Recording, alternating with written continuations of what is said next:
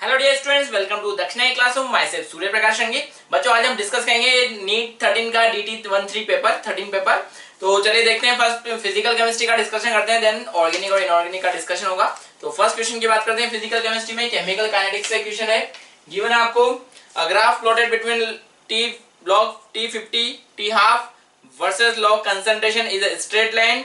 What conclusion can you draw from this graph? तो graph आपको given है, आपको n इक्वल टू 1 ऑर्डर के बारे में n इक्वल टू 1 का इंफॉर्मेशन दे रखा है और t हाफ दे रखा है। तो कौन सा ऑर्डर है वो आपको बताना है और t हाफ क्या होगा। तो देखिए यहाँ पे ग्राफ बिल्कुल इजी इंफॉर्मेशन आपको दे रहा है। log t half and log a concentration का टी हाफ के साथ ग्राफ दे रखा है। तो यहाँ पे ग्राफ कैसा मिल रहा है, स्ट्रेट लाइन। मींस यहाँ पे हाफ लाइफ का लॉग कंसंट्रेशन के लॉग पर इंडिपेंडेंट है।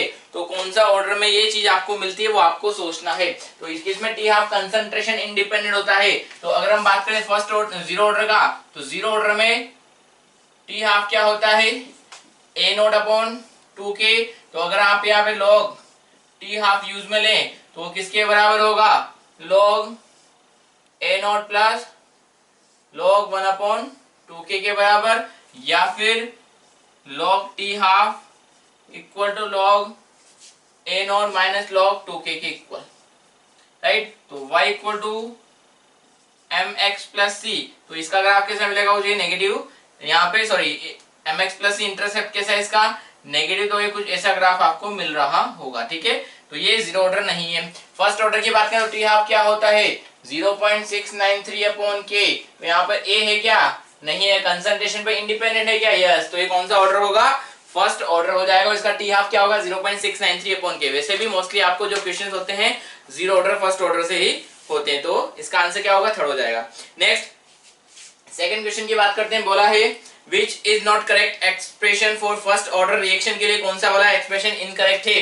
तो यहाँ पे आपको दे रखा है कंसर्न AT का A note e raised to minus KT, log AT का log A नोट के साथ रिलेशन, ln AT और A नोट का रिलेशन T और T हाफ। तो अगर हम यहाँ पे फर्स्ट ऑर्डर रिएक्शन के लिए बात करें तो फॉर्मूला आपको पता होगा K क्या होता है, 2.303 upon T log initial concentration upon concentration at T time. इन्होंने इनिशियल कंसंट्रेशन को ए नोट से रिप्रेजेंट किया हुआ है, तो हम भी उसी से रिप्रेजेंट करते हैं, A naught upon AT, right. तो यहाँ पे क्या हो जाएगा, K T equal to 2.303 log A naught upon AT. तो इन्होंने जो फर्स्ट रिलेशन दे रखा है A T equal to A naught E raise to power minus K T, तो पहले हम ई रेज टू पावर में लेके आते हैं। तो यहाँ पे ई रेज टू पावर में लेने के लिए हम इसको ln की टर्म में ले लें, तो kt क्या हो जाएगा, ln a naught upon at, right. यहाँ पे एंटीलॉग ले लें, तो ये e बेस पर है तो एंटीलॉग लेंगे तो e पावर kt कितना हो जाएगा, a naught upon at, right. आपको क्या बोला है, at का रिलेशन, तो at क्या होगा, a naught upon e raise to power kt means at equal to a naught e raise to power minus kt। तो ये फर्स्ट रिलेशन जो आपको गिवन है वो क्या है, करेक्ट है, ठीक है। हम सेकंड रिलेशन की बात करते हैं। सेकंड गिवन है log AT equal to log A naught minus KT upon 2.303।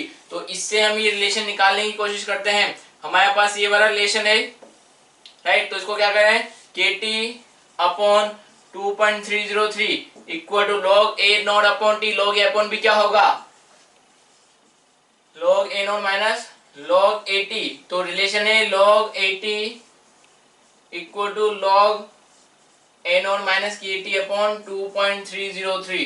तो सेकंड वाला भी क्या होगा, करेक्ट होगा। फर्स्ट करेक्ट है, सेकंड करेक्ट है। थर्ड बोला है यहाँ पे, थर्ड वाला आपको गिवन है ln AT upon A naught equal to KT। तो अभी हमने ln वाला रिलेशन निकाला है, ln A naught upon AT क्या होगा, KT के बराबर। इन्होंने क्या बोला, ln AT upon A not, इन्होंने उल्टा कर दिया यहाँ पे, तो ये रिलेशन क्या हो जाएगा, इनकरेक्ट हो जाएगा। और फोर्थ रिलेशन बोला है T हाफ, फर्स्ट ऑर्डर के लिए क्या होता है 0.693 अपॉन K। तो जो रिलेशन गिवन है वो बिल्कुल सही रिलेशन है। क्वेश्चन नंबर 3 बोला है the rate of reaction is expressed in different way as follow. तो आपको रेट ऑफ रिएक्शन का एक्सप्रेशन गिवन है यहाँ पे डिफरेंशियल फॉर्म में 1/2 plus 1/2 dc upon dt minus 1/3 dd upon dt plus 1/4 d upon dt and minus dB upon dt।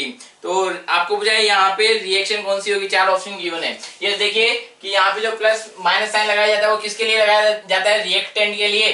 तो जो reactant का जो भी कोएफिशिएंट है वो अपॉन में डाल दिया जाता है। तो यहाँ पे रिएक्टेंट कौन होगा, डी होगा, बिकॉज माइनस साइन इसके आगे है, तो इसका कोएफिशिएंट क्या रहेगा, 3 रहेगा, प्लस रिएक्टेंट और कौन होगा, बी होगा। इससे क्या बनेगा, सी और ए प्रोडक्ट बन रहा होगा, तो सी का कोएफिशिएंट क्या रहेगा, 2c प्लस 4a, राइट। तो ये इसका डिफरेंशियल फॉर्म है, तो ये रिएक्शन ये वाली होगी। तो आंसर कौन सा वाला करेक्ट होगा आपका, सेकंड आंसर करेक्ट हो जाएगा। नेक्स्ट फोर्थ क्वेश्चन की बात करें, बोला है x a से y b बन रहा है और बोला है log minus D A upon D T आपको दे रखा है किसके बराबर, minus log D B upon D T के plus log 3 minus log 2, right. तो बोला है वे मेरा negative sign indicate rate of disappearance, तो नेगेटिव साइन क्या इंडिकेट कर रहा है, rate of disappearance of reactant, X और वाई का रेशियो पूछा है। तो अगर हम इस रिएक्शन के लिए बात करें तो यहाँ पे इसका डिफरेंशियल फॉर्म क्या होगा, minus 1 upon X D A upon D T किसके बराबर हो जाएगा, 1 upon Y D B upon D T के इक्वल, लॉग ले लिया जाए बिकॉज लॉग लिया गया है। यहाँ पे एक्स और वाई को एक साथ भेज दीजिए, तो minus D A upon D T कितना होगा, x upon Y D B upon D T, तो कितना हो जाएगा log minus D A upon D T कितना हो जाएगा log D B upon D T plus log x upon Y. log x upon Y को आप क्या ले सकते हैं, log x minus log y, right. तो अब इसको और इसको कंपेयर कर दीजिए, तो यहाँ से x और y क्या मिल जाएगा आपको, 3 and 2, तो x और y का रेशियो क्या मिलेगा, 3:2 रेशियो मिल जाएगा। तो आंसर कौन सा करेक्ट होगा आपका, फर्स्ट ऑप्शन करेक्ट हो जाएगा, ठीक है। क्वेश्चन नंबर 5 बिल्कुल बेहद इजी पूछा गया है। बोला है a प्लस बी प्लस सी से क्या बन रहा है, प्रोडक्ट बन रहा है, और रेट आपको गिवन है minus D A upon D T equal to K A power half B power half and C power 1/4। Then order of reaction, reaction का ऑर्डर क्या होगा, जो भी यहाँ पे रिएक्टेंट की पावर होती है वो क्या होते हैं, पर्टिकुलर रिएक्टेंट के रेस्पेक्ट में ऑर्डर को रिप्रेजेंट करता है। इसका ऑर्डर हाफ है, इसका हाफ है, इसका 1/4 है, तो टोटल ऑर्डर क्या होगा, तीनों का सम 1/2 प्लस 1/2 प्लस 1/4, तो ये तीनों का ऑर्डर आपको मिल जाएगा। हाफ प्लस हाफ कितना हो गया, ये 1 प्लस 1/2 ही है, यस 1/2 प्लस 1/2 सॉरी माइनस 1/4 है, राइट। तो ये माइनस 1/4, सो 1 माइनस 1/4 कितना बचेगा, 3/4। तो ये आपका रिएक्शन का ओवरऑल ऑर्डर हो जाएगा, राइट। बिल्कुल इजी क्वेश्चन था। नेक्स्ट क्वेश्चन नंबर 6 की बात करें। क्वेश्चन नंबर 6 आपको गिवन है, for the reaction A plus B to product it is found that A plus B से बन रहा है यहाँ पे product. It is found that the order of A का ऑर्डर दे रखा है आपको 3 और B का ऑर्डर दे रखा है 1। तो अगर हम रेट का एक्सप्रेशन देखें तो रेट का एक्सप्रेशन क्या होगा, K A power 3 and B power 1, ठीक है। अब बोला गया है when concentration of the both the reactant double the rate will be increased by a factor of, तो अगर रेट को डबल कर दिया तो यहाँ पे कितने से रेट इंक्रीज हो जाएगी। तो इनिशियल रेट की बात करें, इनिशियल रेट क्या होगा, R1 K A cube B power 1। जब आपने यहाँ पे दोनों के कंसंट्रेशन को डबल कर दिया तो K तो क्या होता है, टेम्परेचर डिपेंडेंट होता है, कंसंट्रेशन चेंज करने से, वॉल्यूम चेंज करने से, प्रेशर चेंज करने से K चेंज नहीं होता है। अब आपने क्या किया, A को डबल कर दिया तो 2A क्यूब और B को भी क्या किया, डबल कर दिया, राइट। तो यहाँ पे क्या होगा, K से K कैंसिल आउट हो जाएगा, A क्यूब से A क्यूब कैंसिल आउट हो जाएगा, B से B कैंसिल आउट हो जाएगा। तो R1 अपॉन R2 का रेशियो कितना हुआ, 2 क्यूब मींस 8 into 2 यानी 16, तो R2 क्या होगा, 16 टाइम्स ऑफ R1। तो रेट क्या हो जाएगा, इनिशियल रेट का 16 टाइम्स हो जाएगा। तो कौन सा ऑप्शन करेक्ट होगा आपका, फोर्थ ऑप्शन करेक्ट हो जाएगा। नेक्स्ट क्वेश्चन नंबर 7 गिवन है, for a first order reaction the plot of t against log ct gives a straight line with slope equal to, slope आपको बताना है क्या होगा। तो यहाँ पे फर्स्ट ऑर्डर रिएक्शन के लिए हम यहाँ पे रिलेशन की बात करें तो k क्या होता है, k equal to 2.303 upon t log initial concentration upon remaining concentration t time, right. तो आपको log ct का t के साथ ग्राफ ड्रॉ करना है, तो पहले हम यहाँ पे इसको उस फॉर्मेट में ले आते हैं, kt upon 2.303 equal to log C naught minus log CT। तो आपको log CT का ग्राफ ड्रॉ करना है किसके साथ, T के साथ, तो कितना हो जाएगा log C naught minus K T upon 2.303। तो क्या हो जाएगा y equal to mx plus C. तो ये क्या होगा, ये स्लोप हो जाएगा और log C क्या होगा, ये इंटरसेप्ट हो जाएगा, राइट। तो यहाँ पे आपको क्या बोला गया है, स्लोप इक्वल टू, तो इसका स्लोप क्या होगा माइनस के अपॉन 2.303। कौन सा ऑप्शन करेक्ट होगा आपका, सेकंड ऑप्शन करेक्ट हो जाएगा, राइट। नेक्स्ट क्वेश्चन नंबर 8 बोला है if the rate of reaction is equal to the rate constant the order of reaction. बोला गया है यहाँ पे 8 में रेट किसके बराबर है, रेट कांस्टेंट के बराबर। तो ऐसा कब हो सकता है, जब रिएक्शन क्या हो, जीरो ऑर्डर की हो। तो जब रिएक्शन जीरो ऑर्डर की होती है तो रेट किसके बराबर होता है, रेट कांस्टेंट के बराबर होता है। तो कौन सा ऑप्शन करेक्ट हो जाएगा आपका, थर्ड ऑप्शन करेक्ट हो जाएगा। नेक्स्ट क्वेश्चन नंबर 9 की बात करें।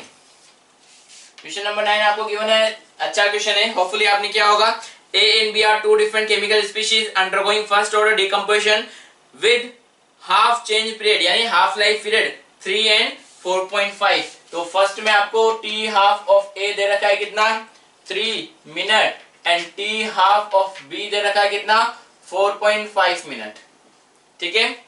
If the initial concentration of A and B, A का इनिशियल कंसंट्रेशन दे रखा है कितना x मान लीजिए और B का कितना दे रखा है 2x। क्यों, क्योंकि यहाँ पे इनिशियल कंसंट्रेशन ऑफ A और B का रेशियो कितना दे रखा है 1:2। तो 1:2 का रेशियो इनिशियल कंसंट्रेशन में हो गया। देन पूछा है the ratio of T time पर A का कंसंट्रेशन और T टाइम पर B का concentration after 3 half life of A।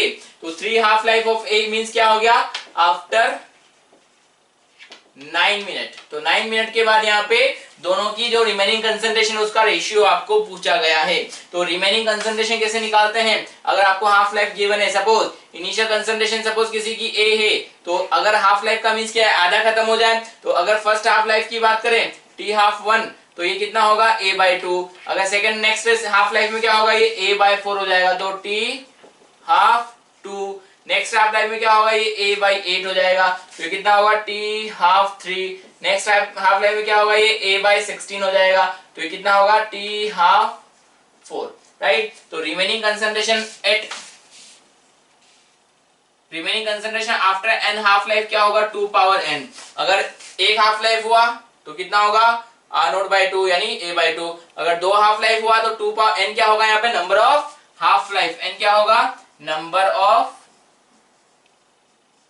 Half life. तो यहाँ पे अगर दो हाफ लाइफ है तो रिमेनिंग कंसंट्रेशन कितना होगा 2 यानी R0/4 यानी A/4। अगर 3 हाफ लाइफ हुआ तो A/8 हो जाएगा, राइट। तो अगर मैं A के लिए बात करूं, रिमेनिंग कंसंट्रेशन ऑफ A क्या होगा, इनिशियल कंसंट्रेशन x अपॉन कितना टाइम है 9 मिनट है, 9 मिनट में कितने हाफ लाइफ होंगे, यहाँ पे 3, 9/3 से आपको नंबर ऑफ हाफ लाइफ मिल जाएंगे। तो 2 पावर 3 मींस कितना हो जाएगा x/8 आ जाएगा, right. Remaining concentration of B कितना होगा, Ct ऑफ B। अब यहाँ पे इनिशियल कंसंट्रेशन क्या था B का 2x था, अपॉन 9 मिनट में कितने हाफ लाइफ हो जाएंगे B के 2, तो 2 पावर 2 मींस 2x/4, राइट। तो ये रेशियो आप निकाल लीजिए x/8 एंड 2x/4 से। तो x/8 एंड 2x/4, तो x क्या हो जाएगा, यहाँ पे कैंसिल आउट हो जाएगा, ठीक है। कितना बचेगा, ये यहाँ पे 2 पर चला जाएगा, 2/8 मींस 1/4। तो रेशियो आपको क्या मिल जाएगा दोनों का, रिमेनिंग कंसंट्रेशन का 1:4। तो कौन सा ऑप्शन आपका करेक्ट हो जाएगा, थर्ड ऑप्शन आपका करेक्ट आंसर होगा, ठीक है। नेक्स्ट क्वेश्चन नंबर 10 की बात करें। क्वेश्चन नंबर 10 आपको गिवन है अगेन केमिकल काइनेटिक्स से, the first order reaction is 20% completed in 10 minute, calculate rate constant of the reaction. तो यहाँ पर K की बात करें, फर्स्ट ऑर्डर क्या होगा 2.303 upon T log initial concentration upon concentration at T time. तो कितना परसेंट कंप्लीट हो चुका है, 20% in 10 minute, 20% completed in 10 minute. तो अगर यहाँ पे T इक्वल टू 0 पर इनिशियल कंसंट्रेशन क्या हो, अगर 100 हो, तो यहाँ पे रिमेनिंग कंसंट्रेशन कितना होगा, 20% कंप्लीट हो चुके, तो रिमेनिंग कंसंट्रेशन कितना होगा 100 माइनस 100 का 20% मींस 20, 100 माइनस 20 यानी रिमेनिंग कंसंट्रेशन क्या होगा, यहाँ पर 80 होगा। तो आप यहाँ से K निकाल सकते हैं 2.303 अपॉन T। अब यहाँ पे आप जो चाहें वो इनिशियल कंसंट्रेशन ले सकते हैं, आपकी जो इच्छा वो ले लीजिए, क्योंकि यहाँ पे उसका 20% रेशियो आपको हमेशा वही मिलने वाला है। अगर आप x लेते तो रिमेनिंग कंसंट्रेशन क्या होती है 0.8x, 20% खत्म हो चुका है, x का 0.2 खत्म हो चुका है, 0.2x खत्म हो गया तो बचा हुआ क्या होगा यहाँ पर 0.8x। ठीक है, तो रेशियो तो क्या होगा वही रहने वाला है। दोनों का रेशियो लेंगे तो 0.8 मिलेगा, इन दोनों का भी रेशियो लेंगे तो 1/0.8 ही मिलेगा, 1/0.8 1/0.8। ठीक है, तो इनिशियल कंसंट्रेशन आप कुछ भी कंसीडर कर सकते हैं। तो कितना मिनट यहाँ पे कंप्लीट हुआ 10 मिनट में। Log initial concentration 100, remaining concentration कितना हुआ 80, राइट। तो कैलकुलेट कीजिए, 2 से कैंसिल आउट कीजिए, 5 टाइम्स ये 4 टाइम, तो कितना होगा कि 2.303/10 log 5 माइनस log 4, तो log 5 कितना 0.7, 2.303/10 log 5 means 0.7 means log 4 means 0.6, तो 0.1 बचेगा, तो कितना 2.303 into 0.1/10 मींस 0.02303, तो इतना इसका रेट कांस्टेंट मिल जाएगा। यूनिट क्या होगी, क्या ये मिनट है तो मिनट मींस मिनट है, यहाँ पे मिनट इनवर्स इसका रेट कांस्टेंट का यूनिट हो जाएगा। तो कौन सा ऑप्शन करेक्ट है आपका, second option will be your correct answer. ठीक है, नेक्स्ट क्वेश्चन नंबर 11 गिवन है आपको। नेक्स्ट क्वेश्चन नंबर 11 की बात करें। क्वेश्चन नंबर 11 क्या है, if density of solid iron is 4 ग्राम पर ml, डेंसिटी आपको गिवन है 4 ग्राम पर ml and it form FCC, क्या बना रहा है ये FCC बना रहा है। Then calculate number of unit cell in 100 ml of crystal, तो यूनिट वॉल्यूम आपको दे रखा है और इसमें पूछा है कितनी नंबर ऑफ यूनिट सेल होगी, राइट। तो देखिए बिल्कुल सिंपल कैलकुलेशन है। तो आपको यहाँ पे डेंसिटी 4 ग्राम पर ml दे रखा है, इसका मींस 1 ml का मास कितना होगा 4 ग्राम। तो अगर वॉल्यूम गिवन है तो आप मास निकाल सकते हैं क्या, राइट। तो हम क्या बोल सकते हैं, मास ऑफ 100 ml क्रिस्टल कितना होगा 400 ग्राम। तो 400 ग्राम में कितना यूनिट सेल होगा वो आपको कैलकुलेट करना है। तो अगर हम बात करें यहाँ पर, तो ये 400 ग्राम किसकी वजह से होगा, ये क्रिस्टल किसका है आयरन का है, तो ये 400 ग्राम का जो मास होगा वो किसकी वजह से होगा, आयरन की वजह से ही होगा। तो अगर हम यहाँ पर यूनिट सेल की बात करें तो यूनिट सेल FCC बना रहा है, तो एटम्स कहां प्रेजेंट होते हैं कॉर्नर पर एंड फेस सेंटर पर।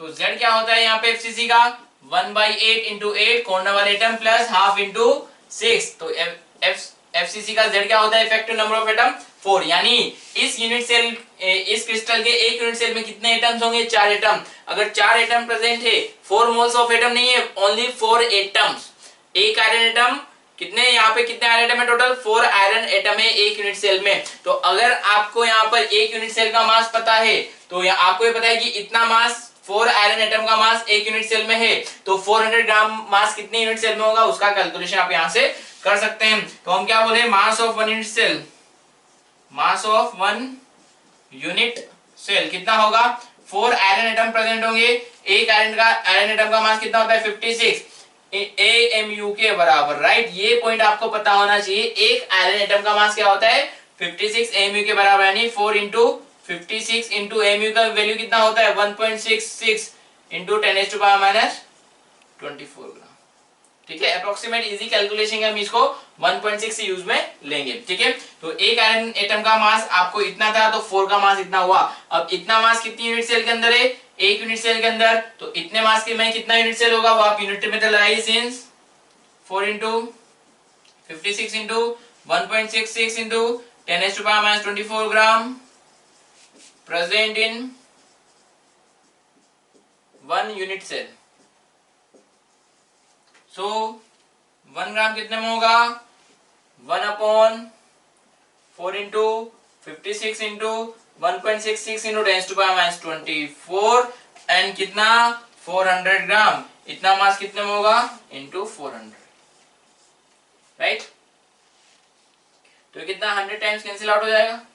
ठीक है, इसको आप क्या ले सकते हैं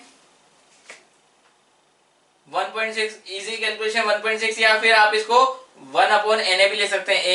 एमयू को क्या लिखा जा सकता है 1/NA भी लिखा जा सकता है। तो 1/NA, इसको 1/NA करते तो कितना होगा 6, तो कितना होगा 100 इसको 56 इंटू सिंपल कैलकुलेशन 1.6 इंटू 10⁻20 लेते हैं, 10⁻24 ऊपर चला जाएगा तो +24 हो जाएगा, राइट। तो इसको मल्टीप्लाई करें लगभग कितना होगा यहाँ पे 100 इंटू 10⁻24 अपॉन कितना 89.6 के लगभग। तो यहाँ पे 100 into 100 upon 89.6 1 point something into 10⁻24 के लगभग कुछ वैल्यू आपको मिल रहा होगा। तो नियर बाय वैल्यू यहाँ पर मिल रहा है क्या 1 point something into 10⁻24। Yes, first option ही है। तो आपको कुछ बहुत बड़ी तगड़ी कैलकुलेशन नहीं करनी है, केवल आप यहाँ से रिलेशन देख के आपका आंसर चेक कर सकते हैं कौन सा आंसर करेक्ट होगा। तो कौन सा आंसर करेक्ट हो जाएगा आपका, यहाँ पर फर्स्ट आंसर करेक्ट हो जाएगा। नेक्स्ट क्वेश्चन नंबर 12 की बात करें, गिवन है आपको इन अ क्यूबिकल क्लोज पैकिंग की बात की है। 4 tetrahedroid each of which is shared by 4 adjacent unit cell। Option given है 4 tetrahedroid within the unit cell, 8 tetrahedroid each of which is shared by 4 adjacent unit cell, 8 tetrahedroid within the unit cell। तो चार option given है टेट्राहेड्रोइड के लिए, FCC के लिए, cubic close packing के लिए यानी एफसीसी के लिए ही। तो आपको अगर पता है कि टेट्राहेड्रोइड का लोकेशन क्या है, वो किस जगह पता प्रेजेंट होता है, कितने नंबर ऑफ टेट्राहेड्रोइड होते हैं, तो आप इजीली क्वेश्चंस को कर पाएंगे। तो अभी हम टेट्राहेड्रोइड की बात करें तो टेट्राहेड्रोइड वो लोकेशन होता है जो 4 एटम से सराउंडेड होता है। ज्यादा हम डेप्थ में ना जाके डायरेक्ट टेट्राहेड्रोइड की बात करेंगे। टेट्राहेड्रोइड एक्चुअली एफसीसी में होता कहां पर है, जो टेट्राहेड्रोइड होता है वो एफसीसी में कहां पर होता है, जो भी इसका फेज डायगोनल होता है, सॉरी जो भी इसका क्यूब डायगोनल होता है, क्यूब डायगोनल क्या होगा, ये अगर ये एज लेंथ ए है, ये एज लेंथ ए है, तो क्यूब डायगोनल का यहाँ पर a√3 का यहाँ पर डायमेंशन होता है। ठीक है, तो क्यूब डायगोनल पे टेट्राहेड्रोइड क्या होता है, कॉर्नर से a√3/4 डिस्टेंस पर होता है बोथ साइड। तो यहाँ पर a√3/4 डिस्टेंस पर एक टेट्राहेड्रल वॉइड होता है। तो जितना क्यूब डायगोनल है, हर क्यूब डायगोनल पे एक टेट्राहेड्रोइड होता है। तो क्यूब के अंदर कितने क्यूब डायगोनल प्रेजेंट होते हैं, 4 क्यूब डायगोनल प्रेजेंट होते हैं। एक क्यूब डायगोनल पे 2 टेट्राहेड्रोइड है, तो यहाँ पे 4 क्यूब डायगोनल पे कितने टेट्राहेड्रोइड होंगे, 8 टेट्राहेड्रोइड। तो टेट्राहेड्रोइड टोटल कितने होते हैं यहाँ पे क्यूब के अंदर, 8 होते हैं। तो आप यहाँ पे ये विजुअलाइजेशन वाली चीज है, तो अपना जो रूम है उसमें आप देखिए कि कितने क्यूब डायगोनल यहाँ पर प्रेजेंट होते हैं। कॉर्नर्स को मिलाएगा, ऊपर वाले कॉर्नर को नीचे वाले कॉर्नर से क्यूब के सेंटर से होते हुए मिलाएगा, तो आपको पता लगेगा कि वहां पर एक क्यूब के अंदर 4 क्यूब डायगोनल है। एक क्यूब डायगोनल पे 2 टेट्राहेड्रोइड, कॉर्नर से a√3/4 बोथ साइड, दोनों कॉर्नर पर a√3/4, इधर से a√3/4 डिस्टेंस, इधर से a√3/4 डिस्टेंस पर एक एक टेट्राहेड्रोइड होगा। तो एक क्यूब डायगोनल पे 2 टेट्राहेड्रोइड, तो 4 पे कितना 8 टेट्राहेड्रोइड होंगे। तो ठीक है, तो एफसीसी में 8 टेट्राहेड्रोइड होते हैं। अभी क्या है कि क्यूब के अंदर प्रेजेंट है, तो क्या किसी दूसरी यूनिट सेल के साथ शेयर्ड है क्या, नहीं है। तो चारों टेट्राहेड्रोइड होते हैं वो कहां पर होते हैं, क्यूब के अंदर ही होते हैं। और कितने होते हैं टोटल, 8 होते हैं। ठीक है, नेक्स्ट क्वेश्चन नंबर 13 की बात करें। क्वेश्चन नंबर 13 गिवन है अ बाइनरी सॉलिड a+b-, एक सॉलिड है a+b- से रिप्रेजेंट करें, has a rock solid structure, यानी NaCl के जैसा स्ट्रक्चर है। NaCl का स्ट्रक्चर नहीं, NaCl जैसा, यानी जैसा अरेंजमेंट NaCl का है वैसा ही अरेंजमेंट इसमें भी है। If edge length is 400 picometre and radius of cation, आपको दे रखा है edge length 400 picometre and radius of cation दे रखा है कितना 75 picometre, then the radius of anion is. तो यहाँ पे अभी हम यहाँ पे अगर रॉक सॉल्ट की बात करें, NaCl की बात करें, तो NaCl क्या होता है, उसमें Cl- क्या बनाता है, FCC बनाता है, और Na+ का प्रेजेंट होता है इन ऑल ऑक्टाहेड्रोइड, सभी ऑक्टाहेड्रोइड में प्रेजेंट होता है। तो यहाँ पे जब भी आप आयनिक कंपाउंड बनाते हैं तो अरेंजमेंट क्या होता है कि वहां पे एनायन और केटायन का कांटेक्ट नहीं होना चाहिए। जो ऑपोजिटली चार्ज आयन से उनका ही आपस में कांटेक्ट होना चाहिए। Oppositely charge means cation anion को कांटेक्ट कर सकता है। तो यहाँ पे जो अरेंजमेंट है एफसीसी का, अगर हम यहाँ पे थोड़ा सा समझना चाहें विजुअलाइजेशन के बेसिस पर, तो यहाँ पे किस तरह का अरेंजमेंट होता है कि जो कॉर्नर से और फेस सेंटर से वहां पे कौन प्रेजेंट होगा, एन आयन यानी Cl-। जैसे अगर हम NaCl की बात करें तो वहां पे फेस सेंटर पे कौन होता है और कॉर्नर पे कौन होता है, Cl- होता है। वैसे यहाँ पे कॉर्नर पे कौन होगा, B- होगा। और ऑक्टाहेड्रोइड कहां पर प्रेजेंट होता है, एज सेंटर पर एंड बॉडी सेंटर पर, वहां पर क्या होगा, A+ होगा। तो अगर हम यहाँ पे केवल एज की बात करें तो एज पर अरेंजमेंट कैसा होता है कि जो एनायन का कोई कांटेक्ट नहीं होता, बट एनायन और केटायन का आपस में कांटेक्ट होता है। तो अगर ये पूरा एज लेंथ A है तो यहाँ पर ये क्या होगा, edge length A, radius of cation plus यहाँ पे एक radius of cation plus 2 times of radius of anion, sorry radius of anion plus 2 times of radius of cation plus radius of anion, ये किसके बराबर होता है यहाँ पे ए के बराबर, यानी जो भी इसका एज लेंथ है उसके बराबर यहाँ पे क्या होगा 2 times of radius of cation plus 2 times of radius of ion. तो यहाँ पे मैं क्या बोल सकता हूँ radius of cation plus radius of anion क्या होगा यहाँ पे a/2 के बराबर होगा। ए का वैल्यू कितना है 400, आपको रेडियस ऑफ कैटायन कितना गिवन है 75 प्लस रेडियस ऑफ एनायन किसके बराबर होगा a/2 कितना है यहाँ पे 400 का हाफ कितना हो जाएगा 200, तो रेडियस ऑफ एनायन कितना होगा 200 माइनस 75 मींस 125 पिकोमीटर। तो कौन सा ऑप्शन करेक्ट हो जाएगा आपका यहाँ पर सेकंड ऑप्शन करेक्ट हो जाएगा, राइट। नेक्स्ट क्वेश्चन नंबर 14 की बात करें, बोला है an element atomic mass 100 gram per mole having BCC structure has unit cell edge length 400 picometre then mark in correct statement. तो आपको चार ऑप्शन गिवन है, डेंसिटी का वैल्यू दे रखा है, रेडियस ऑफ एटम गिवन है, कोऑर्डिनेशन नंबर गिवन है और number of atom per unit cell दे रखा है। तो एक एक चीज हम देखते हैं। आपको यहाँ पे दे रखा है एटॉमिक मास, वो दे रखा है 100 ग्राम पर मोल एंड आपको एज लेंथ दे रखा है कितना 400 पिकोमीटर। तो हम क्या बोल रहे हैं यहाँ पर कि डेंसिटी क्या होगा, फर्स्ट डेंसिटी क्या होगा Zm/a³ Na के बराबर। तो यहाँ पे बीसीसी अरेंजमेंट आपको दे रखा है, तो बीसीसी में Z क्या होता है यहाँ पे 2 के बराबर, मोलर मास कितना होगा 100 अपॉन A कितना है, अच्छा डेंसिटी क्या देखिए ग्राम पर सेंटीमीटर क्यूब में, तो इसको सेंटीमीटर में चेंज करेंगे तो 400 इंटू 10⁻⁻12 मीटर, या फिर यहाँ कितना हो जाएगा मीटर को सेंटीमीटर में चेंज करना है तो 100 से मल्टीप्लाई कर देंगे, तो कितना होगा 400 इंटू 10⁻10 सेंटीमीटर या फिर 4 इंटू 10⁻8 सेंटीमीटर, एक ही बात है, ठीक है। तो a कितना होगा 4 इंटू 10⁻8 सेंटीमीटर, ये क्यूब है, a³ इंटू na कितना होगा 6 इंटू 10⁻23, इजी कैलकुलेशन के लिए 6 इंटू 10⁻23 हम यूज में ले लेते हैं। तो कितना होगा डेंसिटी 2 इंटू 100 अपॉन 4 क्यूब कितना है यहाँ पे 64 इंटू 10⁻24 इंटू 6 इंटू 10⁻23, तो 6 से 3 टाइम्स कैंसिल आउट कर देंगे, कितना बचेगा 10⁻1 ऊपर जाएगा तो कितना हो जाएगा 1000, राइट। सही कैलकुलेशन है क्या, यस 1000 अपॉन कितना है मल्टीप्लाई कर दे 192, तो अप्रोक्सीमेट अगर हम इसको 200 मान लें तो नियर बाय कितना 5 पॉइंट समथिंग वैल्यू आपको मिल रहा है। तो डेंसिटी आपको क्या देखा है 5.2 ग्राम पर सेंटीमीटर क्यूब, एग्जैक्ट कैलकुलेशन करेंगे तो आपको वैल्यू मिल जाएगा, ठीक है। सेकंड बोला है रेडियस ऑफ एटम, तो रेडियस ऑफ एटम कैसे निकालेंगे, बीसीसी अरेंजमेंट है, तो बीसीसी में क्या बोलते हैं यहाँ पे एटम्स कहाँ प्रेजेंट होते हैं कॉर्नर पर प्लस बॉडी सेंटर पर,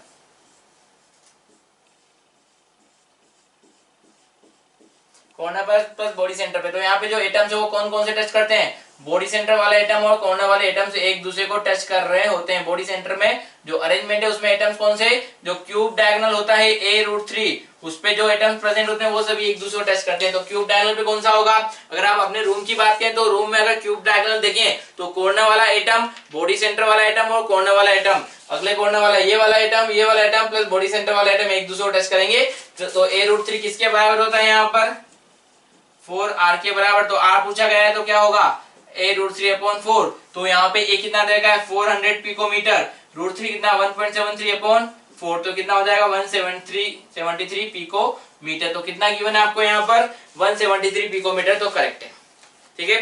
next coordination number 8, coordination number 8 बिल्कुल सही है कि यहाँ पे बॉडी सेंटर में जो बॉडी सेंटर वाला एटम होता है उसको ऊपर वाले 4 कॉर्नर एटम और नीचे वाले 4 कॉर्नर एटम टच कर रहे होते हैं। अगर मैं इस बॉडी सेंटर की बात करूं तो अरेंजमेंट कैसा होता है यहाँ पे बॉडी सेंटर में, बीसीसी में अरेंजमेंट कैसा होता है कि 4 एटम फर्स्ट प्लेन में ऐसे रखे हुए हैं, इनके बीच में यहाँ पर 4 एटम और ऊपर 4 एटम। तो यहाँ पे जो बॉडी सेंटर वाला एटम होता है वो ऊपर वाले 4 एटम और नीचे वाले 4 एटम को टच कर रहा होता है, तो कोऑर्डिनेशन नंबर क्या होता है 8 होता है। जो कॉर्नर वाले एटम है उसके लिए भी कोऑर्डिनेशन नंबर 8 ही होता है, ठीक है। तो ये क्या होगा करेक्ट स्टेटमेंट होगा। नेक्स्ट फोर्थ बोला है number of atom per unit cell, तो एटम्स कहाँ प्रेजेंट है कॉर्नर पर 1/8 इंटू 8 प्लस बॉडी सेंटर पे कितना है 1, तो इफेक्टिव नंबर ऑफ एटम कितना होता है इसका 2 होता है। तो स्टेटमेंट क्या होगा ये इनकरेक्ट होगा, तो आपको इनकरेक्ट पूछा जाए तो फोर्थ स्टेटमेंट आपका आंसर हो जाएगा, ठीक है। नेक्स्ट 15 क्वेश्चन बोला गया है if the spinal structure oxide ion are cubic close whereas 1/8 of tetrahedral void are occupied by A2 plus cation and half of octahedrovoid are occupied by B3 plus cation, the general formula of the structure। तो यहाँ पे बिल्कुल easy है, तो आपको बोला है O2 minus oxide क्या कर रहा है, FCC बना रहा है या फिर CCP, क्यूबिकल क्लोज पैकिंग, एक ही बात है। FCC बोले हैं क्यूबिकल क्लोज पैकिंग, तो ऑक्साइड आयन क्या कर रहा है, CCP बना रहा है। जो A2 प्लस केटायन है वो क्या कर रहा है, 1/8 ऑफ टेट्राहेड्रोवॉइड ऑक्यूपाई कर रहा है, और B3 प्लस जो केटायन है वो क्या कर रहा है, हाफ ऑफ ऑक्टाहेड्रोवॉइड ऑक्यूपाई कर रहा है। तो आपको फॉर्मूला बताना है। तो बिल्कुल सिंपल है कि ऑक्साइड आयन क्या कर रहा है, FCC बना रहा है। FCC में ऑक्साइड आयन कहां प्रेजेंट होगा, कॉर्नर और फेस सेंटर पे। कॉर्नर का कंट्रीब्यूशन कितना होता है, 1/8 प्लस फेस सेंटर का कंट्रीब्यूशन कितना होता है, हाफ इंटू 6। तो effective number of atom oxide कितने हुए, 4। अब अगर हम FCC की बात करें, FCC में टेट्राहेड्रोवॉइड कितने होते हैं, 8 होते हैं। तो 1/8 ऑफ टेट्राहेड्रोवॉइड ऑक्यूपाई कर रहा है, तो इफेक्टिवली कितने टेट्राहेड्रल, एक ही टेट्राहेड्रोवॉइड ऑक्यूपाई कर रहा होगा। और B3 प्लस कहां पर है, हाफ ऑफ ऑक्टाहेड्रोवॉइड। ऑक्टाहेड्रोवॉइड इफेक्टिवली कितने होते हैं, 4 होते हैं। तो मींस कितने ऑक्टाहेड्रोवॉइड ऑक्यूपाई कर रहा होगा, ओवरऑल 2 ही ऑक्यूपाई कर रहा होगा। तो A कितना है, 1, B3 प्लस कितना है, 2, O कितना है, 4। तो यहाँ पे AB2O4 आपका आंसर हो जाएगा। तो कौन सा आंसर आपका करेक्ट होगा, यहाँ पर AB2O4 सेकंड ऑप्शन आपका करेक्ट ऑप्शन हो जाएगा। तो प्यारे बच्चों, फिजिकल में आपके लिए इतने ही क्वेश्चंस थे। Students, today we will discuss solution of organic chemistry part of paper DT13। ठीक है बच्चों, तो पहला क्वेश्चन देखते हैं।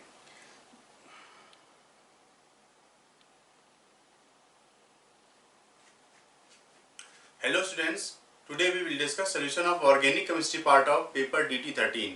तो बच्चों फर्स्ट क्वेश्चन देखते हैं। हमसे पूछा है the best method for the conversion of ethanol into ethanol. ठीक है बच्चों, कुछ रिएजेंट यूज किए गए हैं, जिसमें फर्स्ट में लिखा है कि by passing ethanol vapours over copper at 578 kelvin. ठीक है, तो फर्स्ट ऑप्शन है। दूसरे में है acidic potassium permanganate, potassium dichromate का इस्तेमाल किया है। थर्ड ऑप्शन में MnO2 का इस्तेमाल किया है। और फोर्थ ऑप्शन में एसिडिक पोटेशियम परमैंगनेट का इस्तेमाल किया है। बच्चों हम आपको बता दें कि अगर हमने अल्कोहल है जो कि प्राइमरी अल्कोहल है बच्चों, CH2OH, और इसमें अगर हम स्ट्रॉन्ग ऑक्सीडाइजिंग एजेंट जैसे कि बच्चों आपका एसिडिक K2Cr2O7 है एसिडिक, या बच्चों एसिडिक KMnO4 है,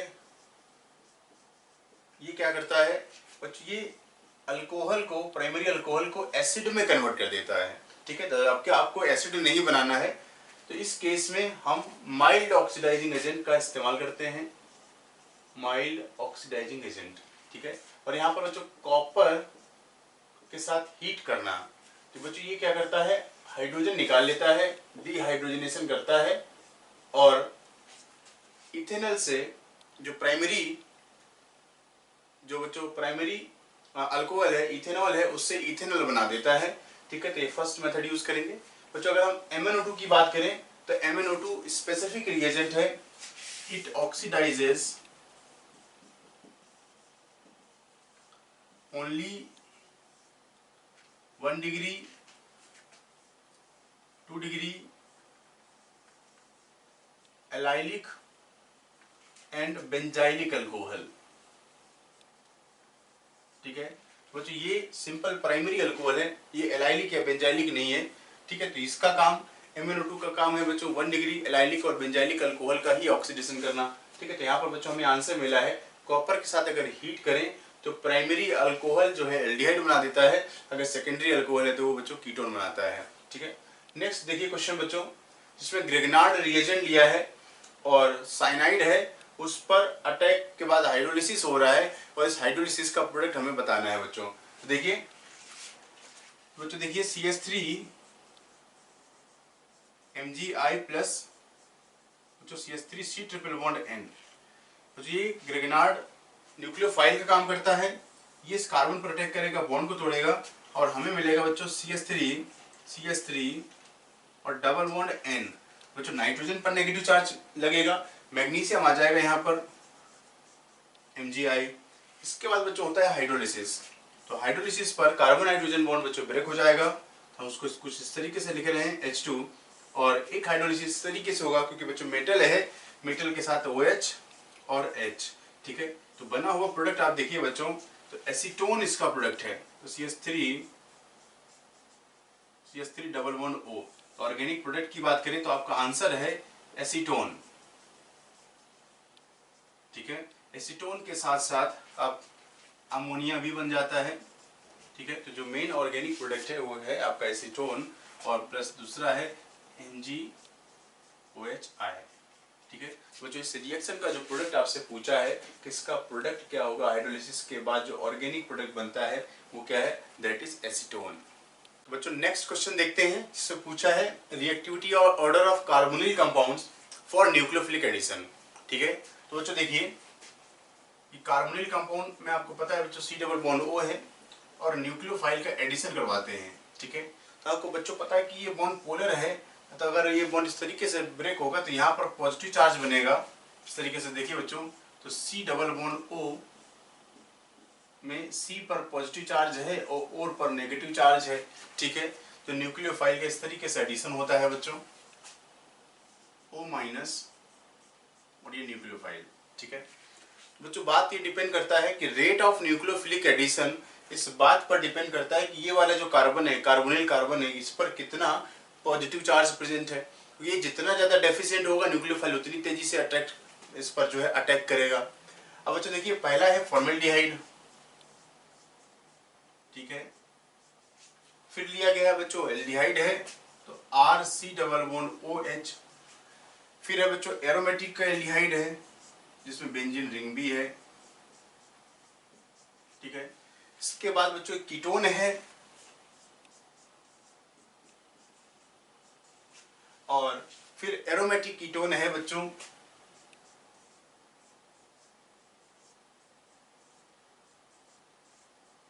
ठीक है। तो यहाँ अगर हम बच्चों रेट की बात करें तो अल्डिहाइड में बच्चों जो अल्काइल ग्रुप है ये प्लस आई इफेक्ट लगाएगा, और प्लस आई से इलेक्ट्रॉन डोनेटिंग होने की वजह से बच्चों इस कार्बन का जो पॉजिटिव चार्ज है इसके मैग्नीट्यूड को डिक्रीज करेगा।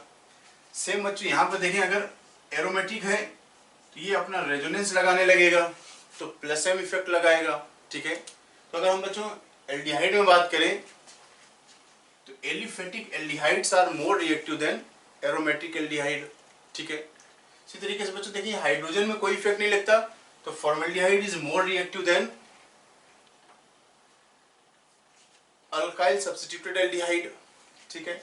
नेक्स्ट अगर आप देखें बच्चों कीटोन में, तो कीटोन में देखिए इसका प्लस आई और इसका प्लस आई, ठीक है। तो अल्डिहाइड में देखें अगर बच्चों, अल्डिहाइड में एक अल्काइल ग्रुप है, कीटोन में दो अल्काइल ग्रुप का प्लस आई इफेक्ट लगता है, तो aldehydes are more reactive than ketone. अब वो एलिफेटिक हो या एरोमेटिक हो बच्चों, दोनों ही एल्डिहाइड कीटोन से ज्यादा रिएक्टिव होते हैं, ये आगे आ गया। सिमिलरली बच्चों अगर एलिफेटिक और एरोमेटिक कीटोन में बात करें तो एरोमेटिक कीटोन का रिएक्टिविटी वैसे ही कम होगा जैसे कि एरोमेटिक एल्डिहाइड की रिएक्टिविटी कम होती है, ये प्लस एम से, ठीक है। तो फाइनल अगर हम रिएक्टिविटी ऑर्डर टुवर्ड्स न्यूक्लियोफाइल देखें तो फॉर्मेल्डिहाइड की रिएक्टिविटी ज्यादा होती है, तो एल्डिहाइड देन कीटोन, ठीक है, और फॉर्मेल्डिहाइड इन सब में आगे है, ठीक है। और एल्डिहाइड में भी बात करें एलिफेटिक वाला आगे है एरोमेटिक से। सिमिलरली अगर कीटोन में बात करें तो एलिफेटिक यहां पर भी आगे है एरोमेटिक से, ठीक है। ये बच्चों आपका आंसर है रिएक्टिविटी ऑर्डर का। नेक्स्ट क्वेश्चन देखते हैं, जिसमें पूछा है कि what would be the product when acetaldehyde reacts with HCN and the product is further hydrolysed. बच्चों देखिए एसिटाल्डिहाइड को HCN के साथ रिएक्शन करवाते हैं, बच्चों आप देखिए CH3CH डबल बॉन्ड O, ठीक है। बच्चों ये साइनाइड Cn माइनस अटैक करेगा, न्यूक्लियोफिलिक एडिशन, बॉन्ड टूटेगा, तो CH3CH O माइनस और Cn, ठीक है। बच्चों अब एसिड के H प्लस से ये कन्वर्ट हो जाएगा CH3CH OH और Cn में, ठीक है। अब बच्चों देखिए अब हम इसका हाइड्रोलिसिस करवाते हैं, तो जब हाइड्रोलिसिस हो रहा होगा बच्चों, हाइड्रोलिसिस में जो साइनाइड है COOH में चेंज हो जाता है। ठीक है, जब हम हाइड्रोलिसिस करते हैं तो साइनाइड बच्चों कन्वर्ट हो जाता है COOH में, चूंकि मीडियम एसिडिक ही है। ठीक है, तो बच्चों देखिए ये बना 1 2 3, तो 2 हाइड्रोक्सी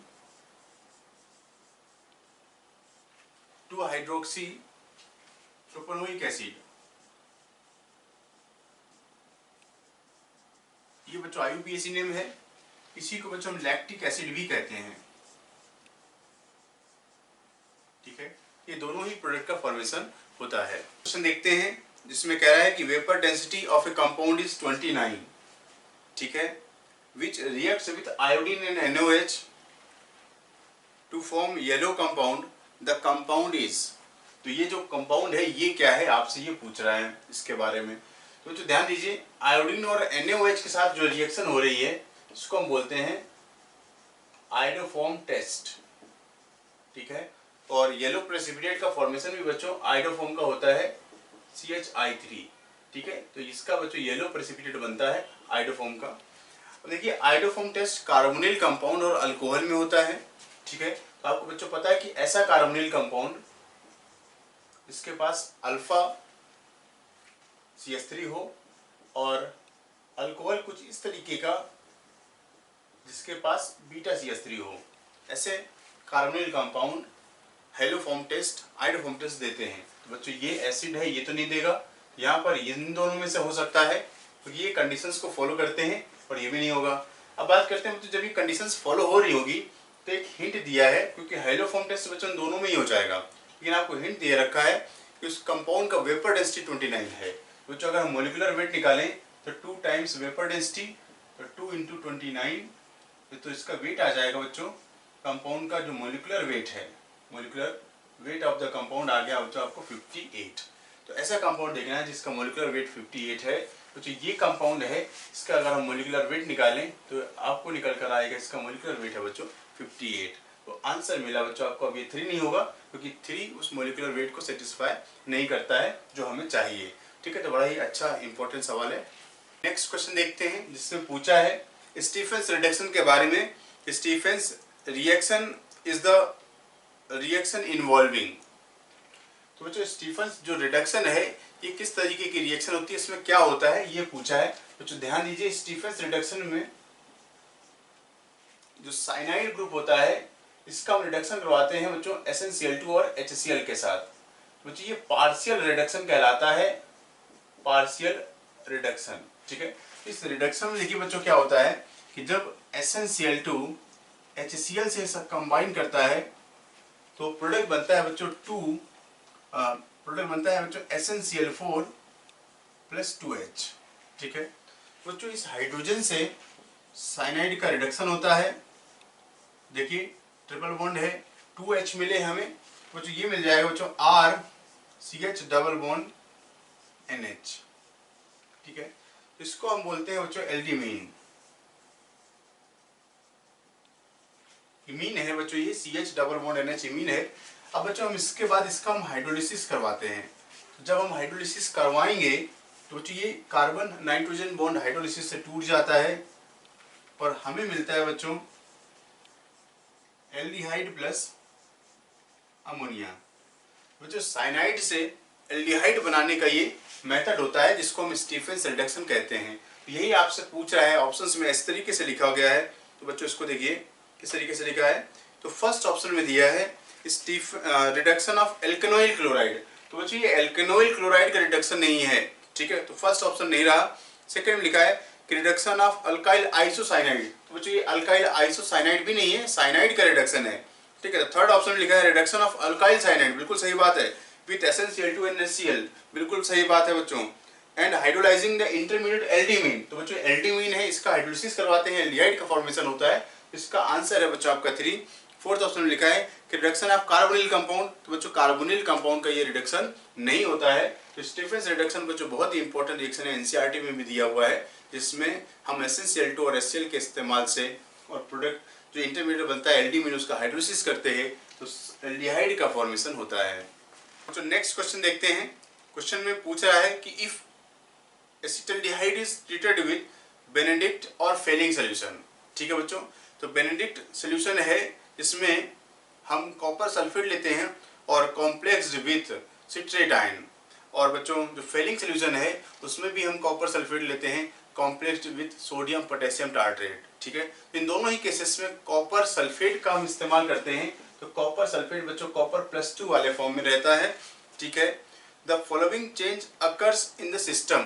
तो बच्चों ध्यान दीजिए, तो बेनेडिक्ट सोल्यूशन हो या फेलिंग सोल्यूशन हो, दोनों में ही जो मेटल है, जो एक्टिव पार्ट है, वो कॉपर +2 वाले स्टेट में होता है। और कह रहा है कि इसमें रिएक्शन में चेंज पूछा है कि क्या चेंज होता है। तो बच्चों आपको पता है कि इन दोनों ही केसेस में कि जब हम एल्डिहाइड लेते हैं, एसिटाल्डिहाइड या कोई जैसे एल्डिहाइड है, तो वो क्या करता है, इसको तो ऑक्सीडाइज कर देता है बच्चों, और साथ में एक रेड प्रेसिपिटेट का फॉर्मेशन करता है। रेड प्रेसिपिटेट बनता है बच्चों Cu2O का।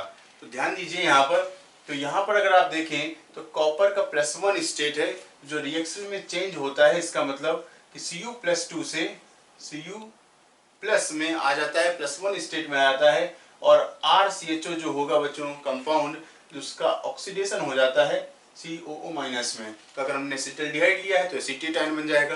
तो रिएक्शन में ये चेंज आता है। तो ये बहुत ही इंपॉर्टेंट सवाल है। तो इसमें यही आपसे पूछा है कि the following change occurs in the system. तो एक रिएक्शन में सिल्वर दिया हुआ है, सिल्वर का यहाँ कोई इस्तेमाल नहीं है। एक में कॉपर +2 से कॉपर 0 स्टेट में बना रहा है, उसका भी कोई यहाँ पर रोल नहीं है।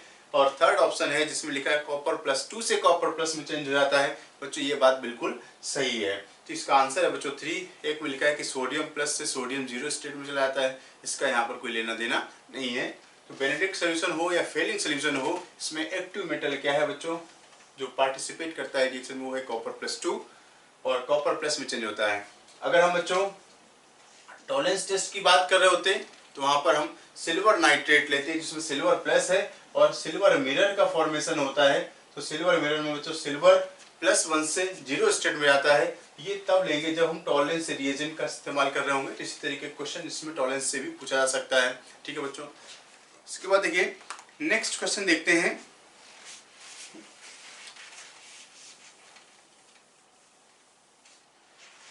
तो बच्चों नेक्स्ट क्वेश्चन में देखिए आपसे पूछा है कि which one of the following on treatment with 50% aqueous sodium hydroxide yield corresponding alcohol and acid. तो एक कंपाउंड है जो आपसे पूछ रहा है, उसका ट्रीटमेंट करवाने पर NaOH लिया है बच्चों, 50% NaOH है और अल्कोहल और एसिड बनता है। अल्कोहल और एसिड, तो बच्चों आपको बात याद आ रही होगी कि हम कार्बोनिल कंपाउंड में अल्कोहल और एसिड कब बनाते हैं, जब कैनिजारो रिएक्शन होती है। कैनिजारो रिएक्शन, बच्चों कैनिजारो रिएक्शन का एग्जांपल है जिसमें ऑक्सीडेशन और रिडक्शन दोनों ही चीजें होती हैं। अब आपको ऑप्शन देखने हैं कि कैनिजारो रिएक्शन ऐसे कंपाउंड में, Cannizzaro reaction is given by those organic compound which lakhs alpha hydrogen, जिनमें अल्फा हाइड्रोजन नहीं हो उनमें कैनिजारो रिएक्शन देखने को मिलती है। अगर आप इसमें देखें अगर, तो फर्स्ट ऑप्शन है बच्चों CH3COCH3। अगर हम देखें इसमें बच्चों अल्फा कार्बन है तो ये कैनिजारो नहीं देगा, ये हमारा आंसर नहीं है। सेकेंड ऑप्शन अगर बच्चों हमें देखें तो इसमें है C6H5CH2CHO। बच्चों इसमें भी अल्फा कार्बन से जुड़ा हुआ हाइड्रोजन है, इसमें भी कैनिजारो रिएक्शन नहीं होती। नेक्स्ट बच्चों देखिए फिर है C6H5CHO। बच्चों ये बेंजल्डिहाइड है। तो बेंजल्डिहाइड को आप देखें इसमें बच्चों, तो इसमें अल्फा कार्बन पर हाइड्रोजन नहीं है, तो बेंजल्डिहाइड में कैनिजारो रिएक्शन हो जाती है। यही आपका आंसर है। और फोर्थ ऑप्शन भी कुछ ऐसे दिया हुआ है CH3CH2CH2CHO। बच्चों यहाँ पर भी अल्फा H है, इसमें भी कैनिजारो नहीं होगी। तो बच्चों कैनिजारो आपको मिलेगा बेंजल्डिहाइड में और प्रोडक्ट बनेगा बच्चों इसका अल्कोहल और एसिड। आपको पता है बच्चों कि जब हम अगर हम बेंजल्डिहाइड लेते हैं बच्चों CHO और OH- है बच्चों, बेस की प्रेजेंस में रिएक्शन कराते हैं तो बेंजल्डिहाइड का ऑक्सीडेशन हो जाएगा जो कि मीडियम बेसिक है, तो सॉल्ट ऑफ एसिड बनेगा। साथ में बेंजल्डिहाइड से अल्कोहल बनेगा जो कि है बच्चों बेंजाइल अल्कोहल। इससे पूछा है कि विच of the following is an example of aldol condensation. बच्चों अगर हम एल्डोल की बात करें तो एल्डोल कंडेंसेशन बच्चों ऐसे कार्बोनिल कंपाउंड में मिलता है जिसमें अल्फा हाइड्रोजन हो, वो एल्डिहाइड हो या बच्चों वो कीटोन हो, ठीक है। तो एल्डिहाइड या ketone having alpha hydrogen gives aldol condensation reaction, ठीक है। और बेस की प्रेजेंस में बच्चों ये रिएक्शन होती है। बच्चों अगर हम इसमें देखें कि अगर हम प्रोडक्ट की बात करें बच्चों, तो प्रोडक्ट बनता है बीटा हाइड्रोक्सी कार्बोनिल कंपाउंड। कुछ आपको बस एल्डोल रिएक्शन बहुत ही इंपॉर्टेंट रिएक्शन है और इसके प्रोडक्ट जो बनते हैं वो बीटा हाइड्रोक्सी कार्बोनिल कंपाउंड है। अब कार्बोनिल कंपाउंड बच्चों एल्डिहाइड भी हो सकता है और कीटोन भी हो सकता है। अब आपसे जो पूछ रहा है उस चीज को ध्यान दीजिए। बस आपको इतना अगर प्रोडक्ट याद है तो बहुत सारे क्वेश्चन एल्डोल से रिलेटेड ऐसे ही सॉल्व हो जाते हैं। तो बच्चों देखिए, आपसे पूछ रहा है कि which are the following is an example of aldol. Aldol condensation के लिए प्रोडक्ट जो है बीटा हाइड्रोक्सी कार्बोनिल कंपाउंड। अगर हम हीट भी करते हैं तो alpha beta unsaturated carbonyl compound का फॉर्मेशन होता है। तो फिलहाल अगर हम यहाँ पर मैच कराएं तो अगर फर्स्ट ऑप्शन देखते हैं बच्चों, तो फर्स्ट ऑप्शन में C6H5CHO प्लस HCHO और OH माइनस के साथ हीट करते हैं, NOH के साथ हीट करते हैं बच्चों। यहाँ पर NOH है बच्चों। अगर यहाँ पर देखिए, ये एल्डोल का एग्जाम्पल नहीं है क्योंकि इसमें बच्चों कार्बोनिल कंपाउंड तो लिया है लेकिन इसमें अल्फा हाइड्रोजन नहीं है, दोनों ही केसेस में, ठीक है। तो ये एल्डोल का एग्जाम्पल नहीं है। नेक्स्ट आप देखिए, तो सेकंड ऑप्शन जो दिया है बच्चों उसमें है CH3C11O बच्चों, इसमें एस्टर लिया गया है तो एस्टर एल्डोल रिएक्शन नहीं देते हैं। नेक्स्ट बात करें तो बच्चों थर्ड ऑप्शन दिया है CH3COCH3 और plus CH3 whole twice NH। बच्चों कार्बोनिल कंपाउंड और एमीन लिया गया है, सेकेंडरी एमीन है, तो ये एमीन में एल्डोल रिएक्शन नहीं मिलती देखने को, ठीक है। अब फोर्थ देखिए, तो फोर्थ में लिखा है 2CH3COCH3 बच्चों, ये कार्बोनिल कंपाउंड है और बेरियम हाइड्रोक्साइड लिया गया है, ठीक है। तो बेस में हम NaOH या बेरियम हाइड्रोक्साइड या एक्वस सोडियम कार्बोनेट का इस्तेमाल कर सकते हैं। और प्रोडक्ट देखिए क्या बनाया है, CH3COH और CH2CH2COCH3। तो देखिए बच्चों अल्फा बीटा, तो बीटा हाइड्रोक्सी कार्बोनिल कंपाउंड का फॉर्मेशन हो रहा है। तो ये बच्चों ये एल्डोल रिएक्शन है। तो इसी में आपसे पूछा था which are the following is an example of aldol reaction. तो बच्चों आंसर मिला आपको 4। नेक्स्ट क्वेश्चन देखते हैं जिसमें कह रहा है कि एक कार्बोनिल कंपाउंड ए है जिसका मॉलिक्यूलर फॉर्मूला लिखा है C5H10O, ठीक है। तो carbonyl an organic compound A C5H10O reacts with hydrogen. तो हाइड्रोजन है बच्चों NH2 reacts with hydrogen to form hydrazone। तो बच्चों हाइड्रोजन बन गया, ठीक है। बहुत ही इंपॉर्टेंट सवाल है, ठीक है। तो हाइड्रोजन डेरिवेटिव बना, आपका B बन गया। अब आगे लिख रहा है कि B को KOH के साथ हीट किया जाए, KOH के साथ हीट किया जाए, ठीक है, तो नॉर्मल पेंटेन बनाता है, ठीक है। तो लिखा है कि B on heating with KOH at about 180 degree Celsius gives normal pentane, ठीक है। The compound A does not respond positively to Tollens reagent and iodoform test। तो अगर इस कंपाउंड की बात करें तो यहाँ पर टॉलेंस रिएजेंट टेस्ट भी नहीं मिलता और आयोडोफॉर्म टेस्ट भी नहीं मिलता, ठीक है। तो ये ए बच्चों एक ऐसा कार्बोनिल कंपाउंड है जिसमें ना तो टॉलेंस टेस्ट होता है ना तो आयोडोफॉर्म टेस्ट होता है। और आपको बताना है कि ये कंपाउंड ए क्या है, इसके स्ट्रक्चर के बारे में बताना है। तो देखिए थोड़ा सा समझने की कोशिश करें, जस्ट एक आइडिया लग रहा हो कि नॉर्मल पेंटेन बनता है। तो ध्यान दीजिए बच्चों C+O और जब हम NH2 जिसको हम N2H4 भी लिखते हैं, हाइड्रोजन के साथ बेस की प्रेजेंस में जब रिएक्शन होती है तो बच्चों एल्केन का फॉर्मेशन होता है जो कि यहां पर बना हुआ है, ठीक है। तो बच्चों ये रिएक्शन है वोल्फ वोल्फ किस्टनर रिडक्शन है बच्चों, ये रिडक्शन हुआ है, ठीक है। तो वोल्फ किस्टनर रिडक्शन कार्बोनिल कंपाउंड में होता है, एल्डिहाइड या कीटोन में होता है, और वो पेंटेन का फॉर्मेशन करते हैं, ठीक है। अब बच्चों हम ऑप्शन के हिसाब से देखें तो हमें उस ऑप्शन को सिलेक्ट करना है जहां पर टॉलरेंस टेस्ट या आइडोफॉर्म टेस्ट ना होता। तो बच्चों ध्यान देना है ये बात कि जो कीटोन होते हैं, ध्यान दीजिए बच्चों, कीटोन में टॉलरेंस रिएजेंट टेस्ट नहीं होता, कीटोन्स में सिल्वर मिरर का फॉर्मेशन नहीं होता है, एक तो बात तय है, ठीक है। तो ये कीटोन होगा, और ऐसा कीटोन हमें देखना है जिसमें आइडोफॉर्म टेस्ट भी ना होता हो, ठीक है। तो आपको पता है बच्चों कि कीटोन कुछ अगर इस तरीके का है जिसमें अल्फा CH3 है तो उसमें आइडोफॉर्म का फॉर्मेशन हो जाता है, ठीक है। इसमें बच्चों क्या है, आइडोफॉर्म का प्रेसिपिटेट बनता है, ठीक है।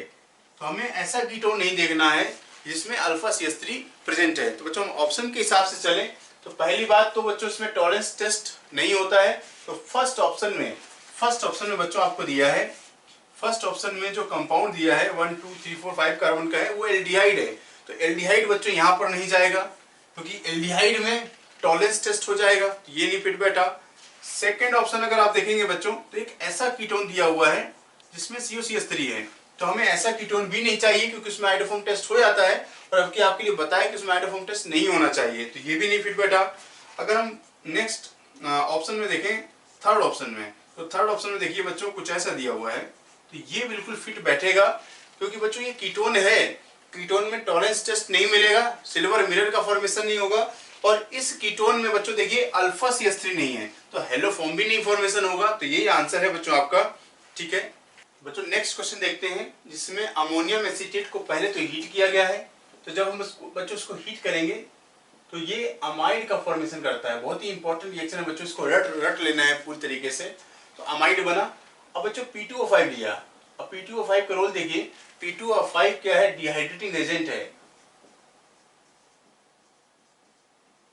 डिहाइड्रेटिंग एजेंट, ये वाटर रिमूव कर लेगा, तो वाटर रिमूव करेगा जब इस तरीके से बच्चों ये साइनाइड बना देगा, CH3CN साइनाइड बना।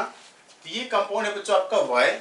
अब बच्चों हमने साइनाइड का हाइड्रोलिसिस किया है, तो बच्चों ये भी बहुत ही इंपॉर्टेंट रिएक्शन है, याद रखना है कि साइनाइड का जब हम एसिडिक हाइड्रोलिसिस करते हैं तो CN जो ग्रुप होता है बच्चों वो COOH में चेंज हो जाता है, ठीक है। बच्चों देखिए कि जो CN है it is converted into acid when it is hydrolyzed in acidic medium, ठीक है बच्चों। तो साइनाइड की हाइड्रोलिसिस का प्रोडक्ट एसिड है, तो इसका जो जेड प्रोडक्ट है बच्चों वो एसिटिक एसिड बना है इसमें। नेक्स्ट क्वेश्चन देखते हैं जिसमें पूछा है select the compound which does not give acetic acid on hydrolysis. बच्चों यहाँ पर देखिए अगर हम इसका हाइड्रोलिसिस करवाएं CH3Cl Cl एंड Cl, तो हाइड्रोलिसिस करेंगे तो बच्चों पानी होगा HOH HOH और HOH। बच्चों ये HCl हटाया इसने यहाँ से, ठीक है, और HCl के जाने के बाद हमें मिला CH3। अब बच्चों OH आ जाएगा, क्लोरीन की जगह पर OH आएगा। अब एक ही कारण पर बच्चों दो OH ग्रुप है, अनस्टेबल, वाटर रिमूव करेगा, तो वाटर रिमूव करने के बाद मिला बच्चों CH3C11OH, तो बच्चों इसमें एसिटिक एसिड बना। अभी बच्चों हमने देखा कि जो साइनाइड है अगर हम इसका भी हाइड्रोलिसिस कर दें, ठीक है, तो साइनाइड की हाइड्रोलिसिस से बच्चों एसिड बनता है, CnCOOH में चेंज हो जाता है। अगर बच्चों हम एसिड क्लोराइड की बात करें तो CH3C OCl है बच्चों, इसमें पानी मिलाया हमने, ये HCl गया यहाँ से, आपको मिला CH3C OH, तो इसने भी एसिड बना लिया। अब बच्चों ये अल्कोहल ही बचा है, इसकी बात कर लेते हैं, तो यहाँ भी पानी मिला देते हैं। जब पानी मिलाएंगे तो आपको मिला HCl निकलने के बाद बच्चों CH3CH2OH, तो इसमें अल्कोहल का फॉर्मेशन होता है, तो एसिटिक एसिड का जहां पर फॉर्मेशन नहीं होता है वो है बच्चों आपका आंसर है 4। नेक्स्ट क्वेश्चन देखते हैं जिसमें एसिटिक एसिड का एक बार रिडक्शन करवाते हैं रेड फास्फोरस और HI के साथ, और एक बार रिडक्शन करवाया गया बच्चों लिथियम एल्युमिनियम हाइड्राइड के साथ। तो बच्चों अगर हम देखें रिडक्शन का पैटर्न देखें, बच्चों लिथियम एल्युमिनियम हाइड्राइड बच्चों क्या करता है कि अगर COOH ग्रुप है तो एसिड का ग्रुप है, तो लिथियम एल्युमिनियम हाइड्राइड बच्चों इसको प्राइमरी अल्कोहल में कन्वर्ट कर देता है। लिथियम एल्युमिनियम हाइड्राइड इसको प्राइमरी अल्कोहल में कन्वर्ट कर देता है कुछ ऐसे।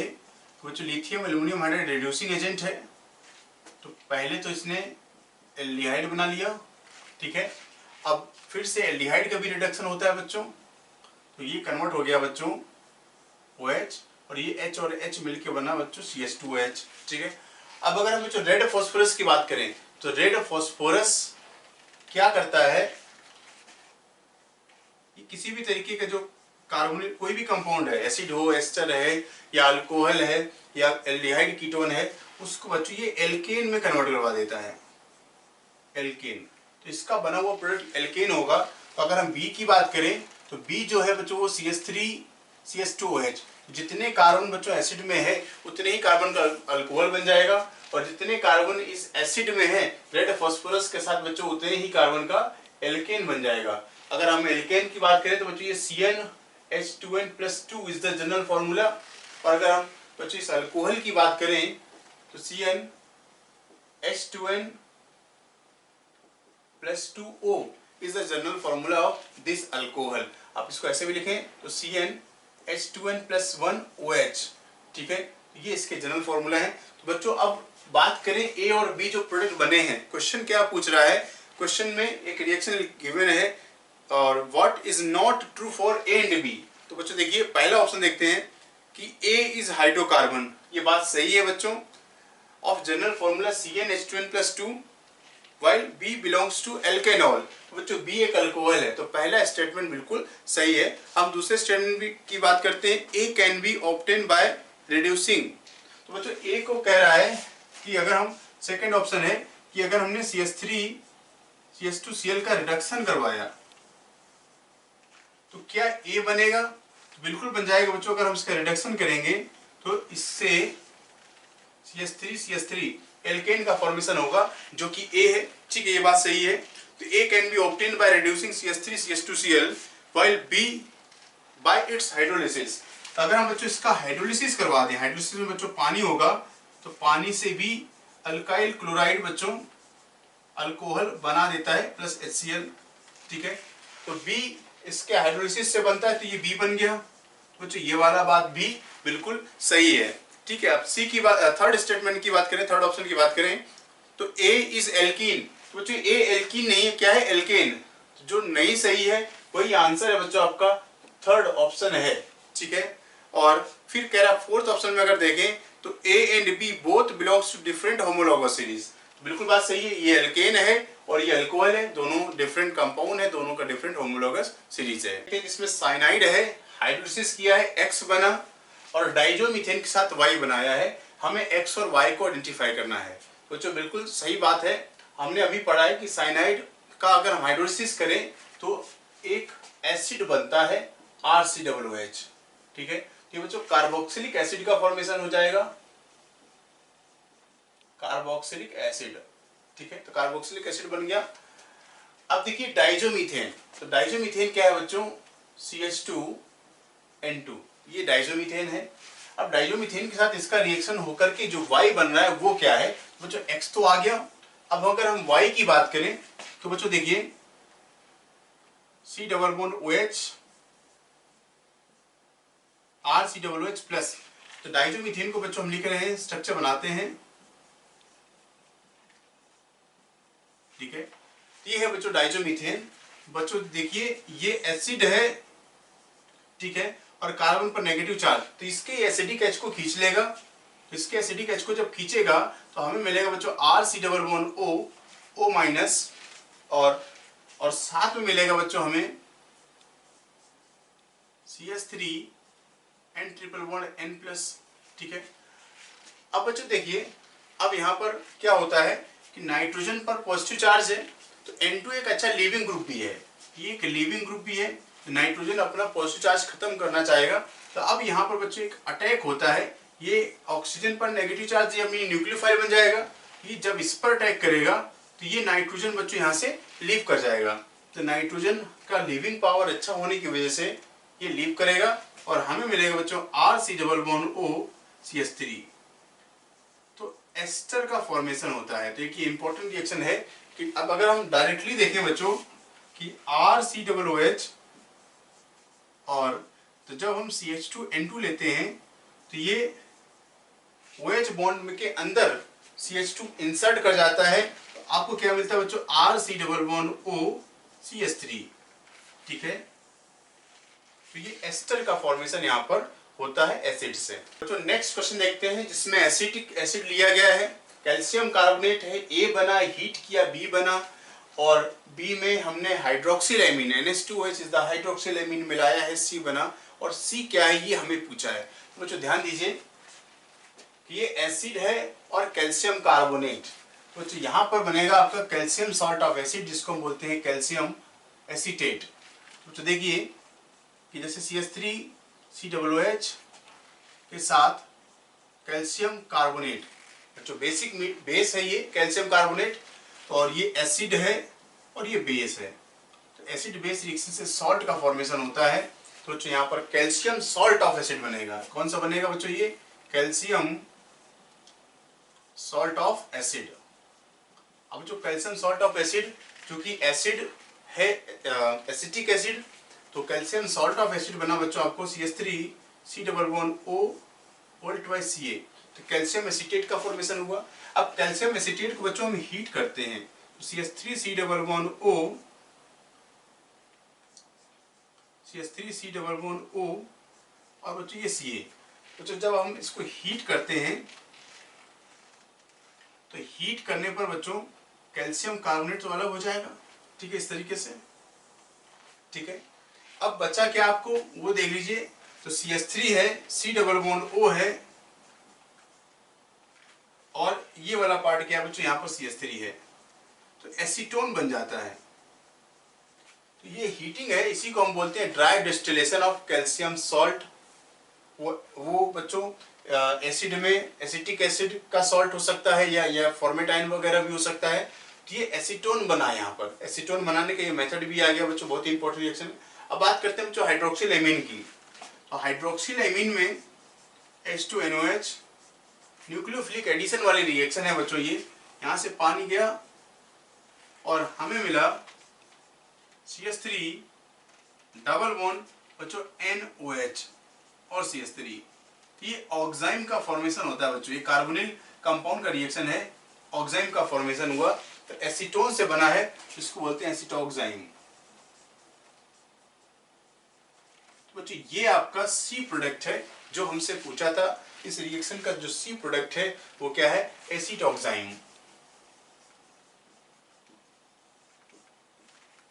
नेक्स्ट क्वेश्चन देखते हैं, इसमें C3H5N है, हाइड्रोलिसिस करवाया है, C3H6O2 बना। ठीक है बच्चों, नाइट्रोजन है, देख रहे हैं यहाँ पर 2 ऑक्सीजन आ चुके हैं, तो एक हमें आइडिया लगता है कि यहाँ पर साइनाइड हो सकता है, क्योंकि साइनाइड की हाइड्रोलिसिस से एसिड बनता है जिसमें 2 ऑक्सीजन होते हैं।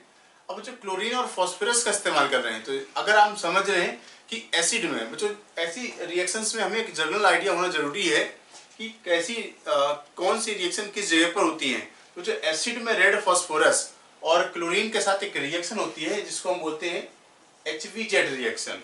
ये HVZ का केस बन सकता है, और चूंकि उसके बाद अमोनिया भी लिया है तो एक सब्स्टिट्यूशन हो रहा होगा, तो थोड़ा सा हम जानने की कोशिश करते हैं कि यहाँ पर क्या हो सकता है। और HVZ में अल्फा हेलोजिनेशन होता है बच्चों, अल्फा हेलोजिनेशन। तो जस्ट ट्राई करते हैं बच्चों, यहाँ पर अगर ये साइनाइड है, तो अगर ये बच्चों साइनाइड है तो बच्चे हुए इसमें कार्बन रहेंगे 2, ये हो गया आपका बच्चों CH3 CH2CN। अब बच्चों जब इसका हाइड्रोलिसिस करवाते हैं तो हाइड्रोलिसिस करने पर साइनाइड एसिड में चेंज हो जाता है बच्चों, तो हमें मिलेगा CH3 CH2COOH। अब बात करें बच्चों क्लोरीन और फास्फोरस की, तो अल्फा हेलोजिनेशन करवाता है, अल्फा पोजीशन पर हेलोजन आ जाएगा। ठीक है, तो हमने जो A बनाया ये A है और हेलोजन आ गया, ये बच्चों हो गया B, जिसमें 1 2 3 कार्बन और 5 हाइड्रोजन, 3 4 एंड 5 हाइड्रोजन। अब बच्चों अगर हम अमोनिया की बात करें, देखिए अमोनिया के पास है बच्चों लोन पेयर, ये न्यूक्लियोफाइल का काम करेगा, ये इस पर अटैक करके इस क्लोरीन को बाहर करेगा। बच्चों जो न्यूक्लियोफाइल है इससे आने वाला ग्रुप क्या है, NH2 मिला, CH3 CH NH2 और C डबल बॉन्ड OH, ठीक है। ये बन गया बच्चों एमिनो एसिड बन गया, एमिनो एसिड बना। अब बच्चों देखिए ये है C, ठीक है। तो हमसे जो कंपाउंड C के बारे में बोला था वो एसिड का फॉर्मेशन होता है, एमिनो एसिड का फॉर्मेशन होता है, जिसकी बात हम बच्चों बात करें 1 2 3। तो ये है बच्चों 2 एमिनो प्रोपेनोइक एसिड,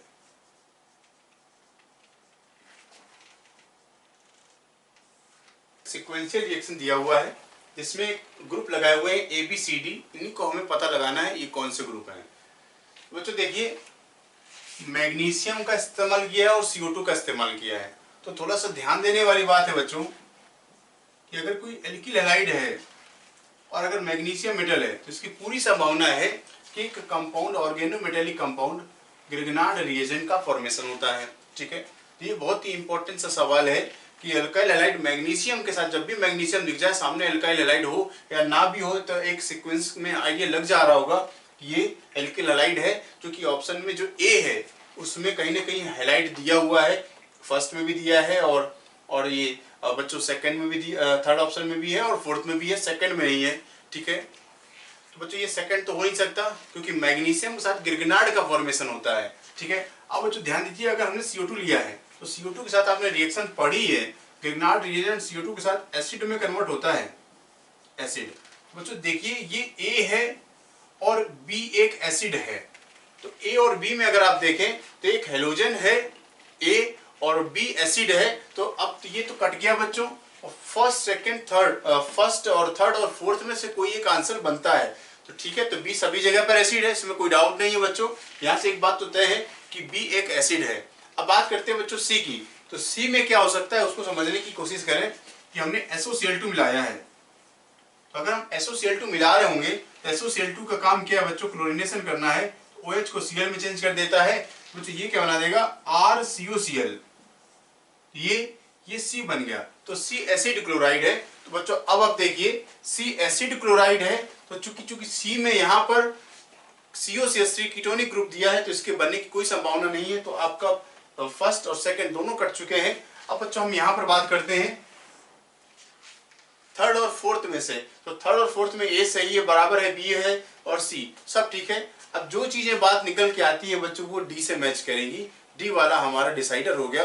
अब D की बात करते हैं बच्चों, ध्यान दीजिए कि RCOCl और plus CH3 CH2 whole twice CD, बच्चों ये कैडमियम ऑर्गेनो कैडमियम कंपाउंड है और एनसीईआरटी में ये बिल्कुल एक रिएक्शन गिवन है। जो ऑर्गेनो कैडमियम कंपाउंड होते हैं बच्चों वो एसिड क्लोराइड से कीटोन बना देते हैं और CdCl2 जो है अलग हो जाता है कैडमियम क्लोराइड, ठीक है। तो बच्चों ये organo cadmium chloride organometallic compound है, सिर्फ और सिर्फ एसिड क्लोराइड से रिएक्ट करता है और एसिड क्लोराइड से इसमें भी बच्चों जैसे ग्रिग्नार्ड होता है, ये न्यूक्लियोफाइल काम करता है, तो इस पर जाएगा, क्लोरीन को बाहर करेगा, कीटोन बनाता है, ठीक है। तो कीटोन की बात करें बच्चों, D की बात करें तो D में ये ग्रुप लगा रहेगा, यहाँ पर R की जगह हम बेंजीन रिंग लगा सकते हैं बच्चों। तो D जो बनना है वो है COCH2CH3, तो D क्या है बच्चों, COCH2CH3, तो आंसर मिला है बच्चों आपको 3। तो नेक्स्ट क्वेश्चन देखते हैं जिसमें एसिड और अल्कोहल की रिएक्शन हो रही है। बच्चों देखिए तो CH3C double bond OH plus HOC2H5 esterification है। जो एस्टरिफिकेशन रिएक्शन का जो मैकेनिज्म देखा है उसके मैकेनिज्म के हिसाब से वो जो एसिड का OH बॉन्ड टूटता है और ये पानी में चला जाता है, मिलेगा CH3C double bond O OC2H5। ये पार्ट आया बच्चों अल्कोहल से और प्लस बना H2O, ठीक है। तो इसमें अगर वाटर की बात करें तो वाटर में बच्चों जो HOH है ये पार्ट होता है एसिड का, तो इसी के बेसिस पर हमें आंसर करना है। तो ये चीज मैकेनिज्म में बच्चों हमने एस्टरिफिकेशन के मैकेनिज्म में देखी है, तो बहुत ही इंपॉर्टेंट रिएक्शन है बच्चों एस्टरिफिकेशन। बच्चों यहाँ पर देखिए अब अगर हम बात करें CH3C डबल बॉन्ड O और OH ये 18 है, तो बच्चों HOC2H5 प्रोडक्ट की बात करें बच्चों तो CH3C double bond O OC2H5, ठीक है। तो बच्चों X बन गया। और Y की बात करें तो Y बना वाटर। अब वाटर में देखिए ये 18 वाला ऑक्सीजन रहेगा, क्योंकि वाटर में जो OH वाला पार्ट है वो एसिड से आया है, और जो बच्चों एस्टर बन रहा है, एस्टर में जो OR वाला पार्ट है वो अल्कोहल से आता है। तो ये बच्चों ये इसका Y। वेलकम बैक टू दक्षिणी क्लासरूम चैनल। हम लोग क्या कर रहे थे, हम लोग DT 13 कर रहे थे। DT 13 में हमने फिजिकल और ऑर्गेनिक के क्वेश्चन देखे। अब हम देखते हैं इनऑर्गेनिक के क्वेश्चन और देखते हैं क्या टाइप के क्वेश्चन पूछे गए हैं और कैसे उनका सोल्यूशन निकलेगा। चलिए शुरुआत करते हैं DT 13 से, है ना। DT 13, ठीक है। चलिए इनऑर्गेनिक बात करेंगे, है ना। चलिए देखिए पहला क्वेश्चन क्या पूछा गया। पहला क्वेश्चन है thermite is a mixture of iron oxide. पहला क्वेश्चन है Number 1, thermite is a mixture of iron oxide. Thermite is a mixture of iron oxide and क्या पहला aluminium powder, second zinc powder, third potassium metal,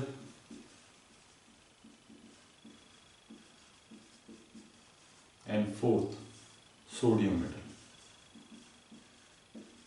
ये question आपसे पूछा गया है ना।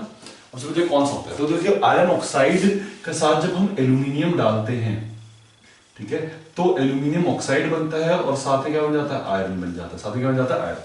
तो इस प्रोसेस को हम क्या बोलते हैं, इस प्रोसेस को बोलते हैं हम थर्माइट प्रोसेस, ठीक है। और इसका आंसर क्या होगा, एल्यूमिनियम पाउडर। क्या होगा, एल्यूमिनियम पाउडर। कहाँ ये प्रोसेस यूज होता है, रेलवे ट्रैक्स में होता है, लेकिन एक और जगह होता है, वो क्या है, अनार।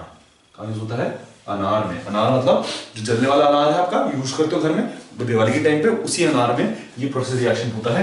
यहाँ पर एल्यूमिनियम क्या कर रहा है, एल्यूमिनियम आयरन को रिड्यूस कर रहा है और खुद ऑक्सीडाइज हो जा रहा है। It's a very exothermic reaction, ठीक है। और तभी लाइट फॉर्म में जैसे अनार में जलता है उस तरह से रिलीज होता है।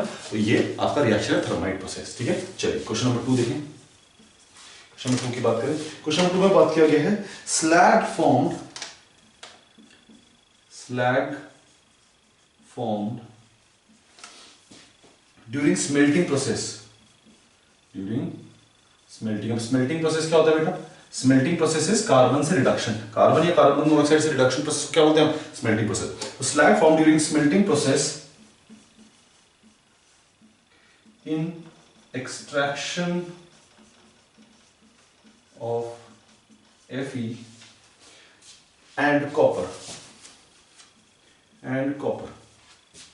आर रिस्पेक्टिवली, है ना, आर रिस्पेक्टिवली।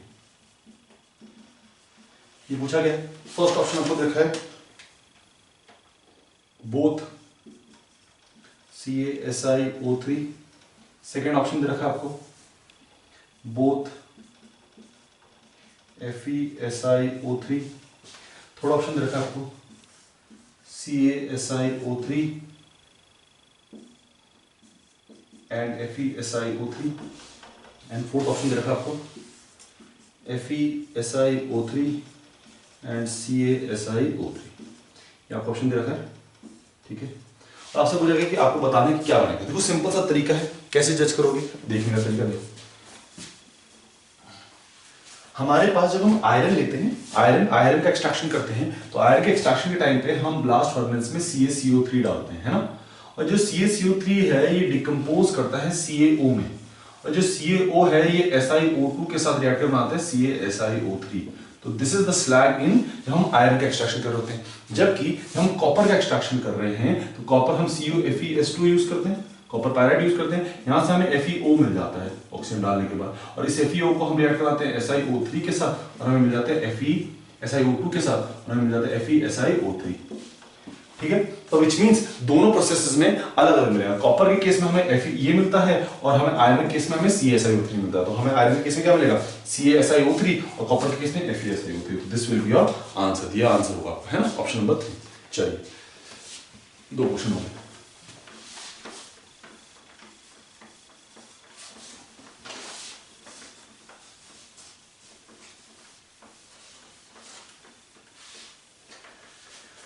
क्वेश्चन नंबर 3 में पूछा गया है which of the following is incorrect for boric acid. Incorrect for boric acid. Incorrect for boric acid की कौन सा इनकरेक्ट है?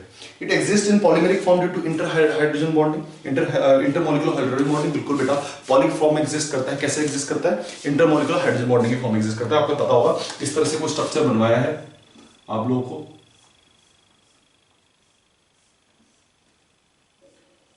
है ना, कुछ इस तरह से स्ट्रक्चर्स बनवाया है आपको, जहां पर यहाँ पर बी होता है, यहाँ पर ओ होता है, ओ होता है, यहाँ पर भी ओ होता है और फिर हाइड्रोजन बॉन्डिंग होती है। तो इस तरह से आपको स्ट्रक्चर बनवाया गया है। तो इंटरमोलिकुलर हाइड्रोजन बॉन्डिंग की वजह से एग्जिस्ट करता है। बिल्कुल सही है। It gives glassy solid on heating. बिल्कुल ग्लासी सॉलिड देता है। H3BO3 को अगर बोरिक एसिड H3BO3 को हीट करोगे तो आपको क्या मिलेगा? B2O3। अब B2O3 मिल गया तो क्या मिलता है? ग्लासी सॉलिड मिलता है। तो ये भी सेकंड ऑप्शन भी सही है। हमें इनकरेक्ट ढूंढना है। थर्ड ऑप्शन बोला जाए कि थर्ड ऑप्शन क्या है? It is a try basic acid. अब ये ऑप्शन गलत है। It is a try basic acid, ये ऑप्शन गलत है। क्यों? क्योंकि ट्राई बेसिक एसिड है ही नहीं। H3BO3 में आपके पास एसिडिक H है ही नहीं। ठीक है, तो क्या होता है? ये जब H2O में डाला जाता है तब ये H+ देता है। तो अगर ज्यादा से ज्यादा हद से हद होगा भी तो ये मोनो एसिडिक बेस होगा। क्या होगा? मोनो बेसिक होगा। लेकिन यहाँ तो ट्राई बेसिक बोल दिया तो ये क्या हो जाता है? गलत हो जाता है। तो यही आपका आंसर है, क्योंकि हमें इनकरेक्ट ढूंढना है। Option number 3 will be correct. Option number 3 will be correct, क्योंकि हमें इनकरेक्ट ढूंढना है ना। चलिए नेक्स्ट की बात करें। क्वेश्चन नंबर हमने क्वेश्चन कर लिया। क्वेश्चन नंबर 4 की बात करते हैं। क्वेश्चन नंबर 4 में क्या पूछा गया है? Silicones can be obtained by hydrolysis of. ठीक है, क्वेश्चन नंबर 4 में पूछा गया है silicones can be obtained by the hydrolysis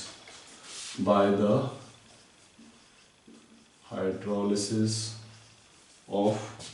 किसके हाइड्रोलिसिस है? फर्स्ट ऑप्शन था आपके पास R3SiCl, सेकेंड ऑप्शन था आपके पास R2SiCl2, थर्ड ऑप्शन था आपके पास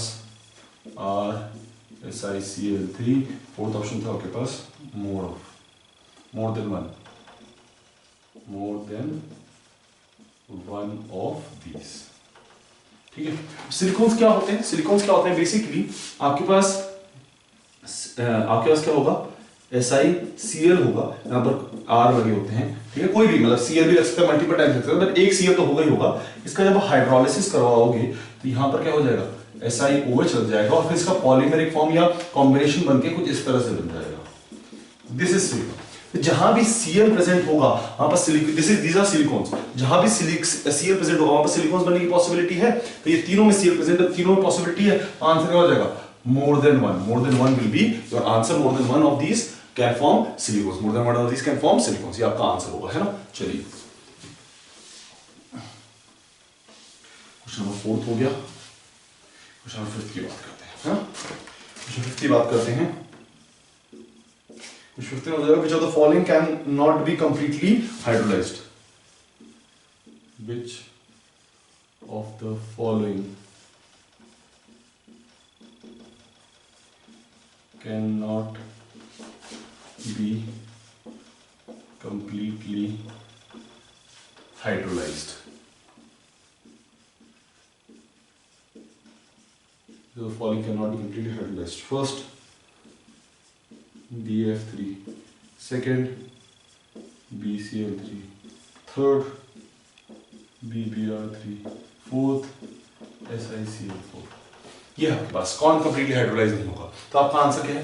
BF3। ऐसा क्यों है? देखो ये बाकी सब हाइड्रोलाइसिस हो सकते हैं, इसमें हाइड्रोलाइसिस कंप्लीट नहीं, मतलब हाइड्रोलाइसिस उसमें हो सकता है, कंप्लीट क्यों नहीं होगा? क्योंकि इसमें स्ट्रॉन्ग बैक बॉन्ड है और वो बैक बॉन्ड ना बोरॉन पे ना एम्प्टी नहीं छोड़ेगा कोई भी। ठीक है, वो बोरॉन पे कुछ एम्प्टी नहीं छोड़ेगा, बोरॉन पे एम्प्टी ऑर्बिटल नहीं छोड़ेगा। और हमने हाइड्रोलाइसिस में पढ़ा है कि हमारे लिए क्या जरूरी है? एम्प्टी ऑर्बिटल होना बहुत जरूरी है। तो इस वजह से BF3 will be the answer. BF3 will be the answer. चलिए क्वेश्चन नंबर 6 पे आ जाए। क्वेश्चन नंबर 6 पे आ जाए। क्वेश्चन नंबर 6 में पूछा गया है which of the following is correct, which of the following is correct. ठीक है, which of the following is correct. अब with regards to what, with regards to B2H6, B2H6 के रिगार्ड में बोला गया। ठीक है, अच्छा क्या बोला गया है देखो, एक बार इसको रख कर देते हैं।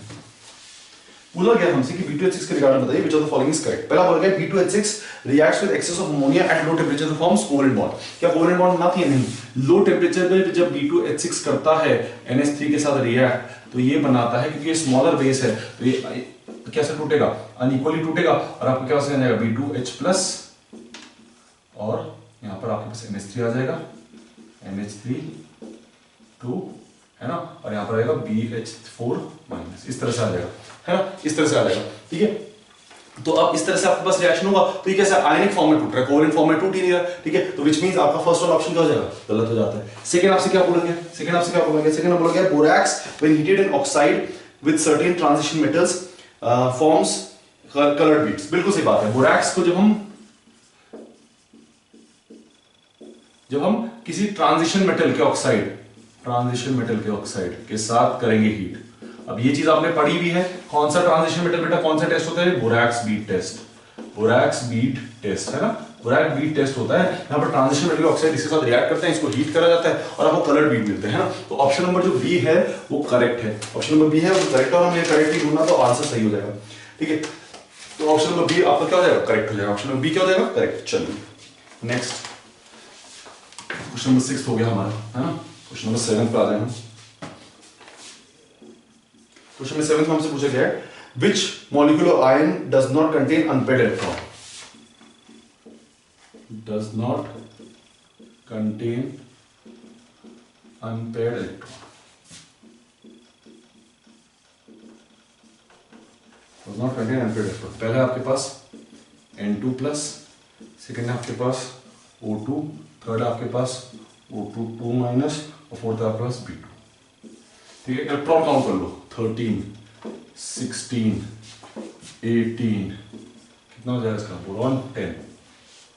ठीक है, आपको ये पता है कि ये तो ऑड इलेक्ट्रॉन, तो हमेशा क्या होगा, अनपेयर्ड इलेक्ट्रॉन होगा ही। हमने एक चीज पढ़ी थी कि 16 और 10 इलेक्ट्रॉन स्पीशीज भी क्या होते हैं, इसमें अनपेयर्ड इलेक्ट्रॉन होते हैं। 16 और 10 इलेक्ट्रॉन स्पीशीज में क्या होते हैं, अनपेयर्ड इलेक्ट्रॉन। तो इन दोनों में भी अनपेयर्ड इलेक्ट्रॉन देंगे, तो बचा कौन सा, ये वाला जिसमें अनपेयर्ड इलेक्ट्रॉन नहीं है। डज नॉट बोला गया था, does not contain unpaired electron, तो आंसर क्या होगा, O2 2- 18 इलेक्ट्रॉन स्पीशीज कभी भी अनपेयर्ड इलेक्ट्रॉन के साथ नहीं होती। चलिए क्वेश्चन नंबर 7 हो गया आपका। क्वेश्चन नंबर 8, क्वेश्चन नंबर 8 हमसे पूछा गया है कि आपको हाइब्रिडाइजेशन बतानी है नाइट्रोजन की इन NO2+, NO3- और NH4+। हाइब्रिडाइजेशन तो स्ट्रक्चर बना लेते हैं। NO2+ का स्ट्रक्चर कैसा होगा बेटा, ये this is the structure of NO2+। NO3 के माइनस से कैसा होगा, this is the structure of NO3- और NH4 का कैसा होगा, दिस इज द स्ट्रक्चर। ठीक है, अब आपसे पूछ लिया जाए दिस इज sp, क्योंकि दो पाई बॉन्ड, दो सिग्मा बॉन्ड बना रहे हैं और इसमें कोई भी और लोन पेयर नहीं है। इसमें हाइब्रिडेशन 3 सिग्मा बॉन्ड बन रहे हैं और कोई भी sp2, और इसमें कितना है, sp3। This will be the hybridization. Option number क्या है, option number 2 is the correct option. यहाँ पर sp, sp2, sp3 आपको दे रखा है। ठीक है, चलिए नेक्स्ट क्वेश्चन नंबर 9 की बात करें। क्वेश्चन नंबर 9, क्वेश्चन नंबर 9 में आपसे पूछा गया है कि आपको Na2 Fe CN5NO and Na4 Fe CN5NO का आपको Fe का इसमें आपको ऑक्सीडेशन स्टेट उठानी है। सिंपल है, देखो Na पे कितना होगा 2+, एक Na पे +1 होता है, 2 Na पे 2+। हम आयरन का x मान लेते हैं। Cn का कितना होता है -1, तो एक Cn का -1, 5 Cn का -5। ठीक है, NO का कितना होता है +1, कितना हो गया ओवरऑल। अगर आपको निकालना चाहें, इसको निकालना चाहेंगे तो आपके पास हो जाएगा x की वैल्यू जाएगी आपके पास 2, x की वैल्यू जाएगी 2। तो इसमें आयरन ऑक्सीडेशन स्टेट क्या है, +2। अगर इसकी बात करें तो +4 आयरन की हम अगेन x मानेंगे, Cn की हम -5 मानेंगे, NO की क्या मानेंगे +1, और आपके पास जो ये है एस सल्फर, इसी का मानेंगे -2, और इसके रिस्पेक्ट में अगर निकालना चाहें तो इसके रिस्पेक्ट में क्या आएगी, अगेन x की वैल्यू क्या आएगी, इक्वल्स टू 0, तो x की वैल्यू क्या आ जाएगी 2। ठीक है, हमने क्या किया, देखो ओवरऑल चार्ज इस मॉलिक्यूल का 0 है, ठीक है, तो हमने 0 रखा, और बाकी इनसाइड वाला चार्ज होना चाहिए, बैलेंस होना चाहिए, तो Na का चार्ज लिख दिया, N का चार्ज लिख दिया, सबका चार्ज लिख दिया, उसके रिस्पेक्ट से हमने आंसर निकाल दिया। ठीक है, इस तरह से आपसे निकाल सकते हो। +2 दोनों की होगी, तो अगर +2 दोनों का है तो option number 1 is the correct. यहाँ पर आपसे +2 दे रखा है। चलिए नेक्स्ट आपसे पूछा गया क्वेश्चन नंबर 10, इसे में कर लेते हैं।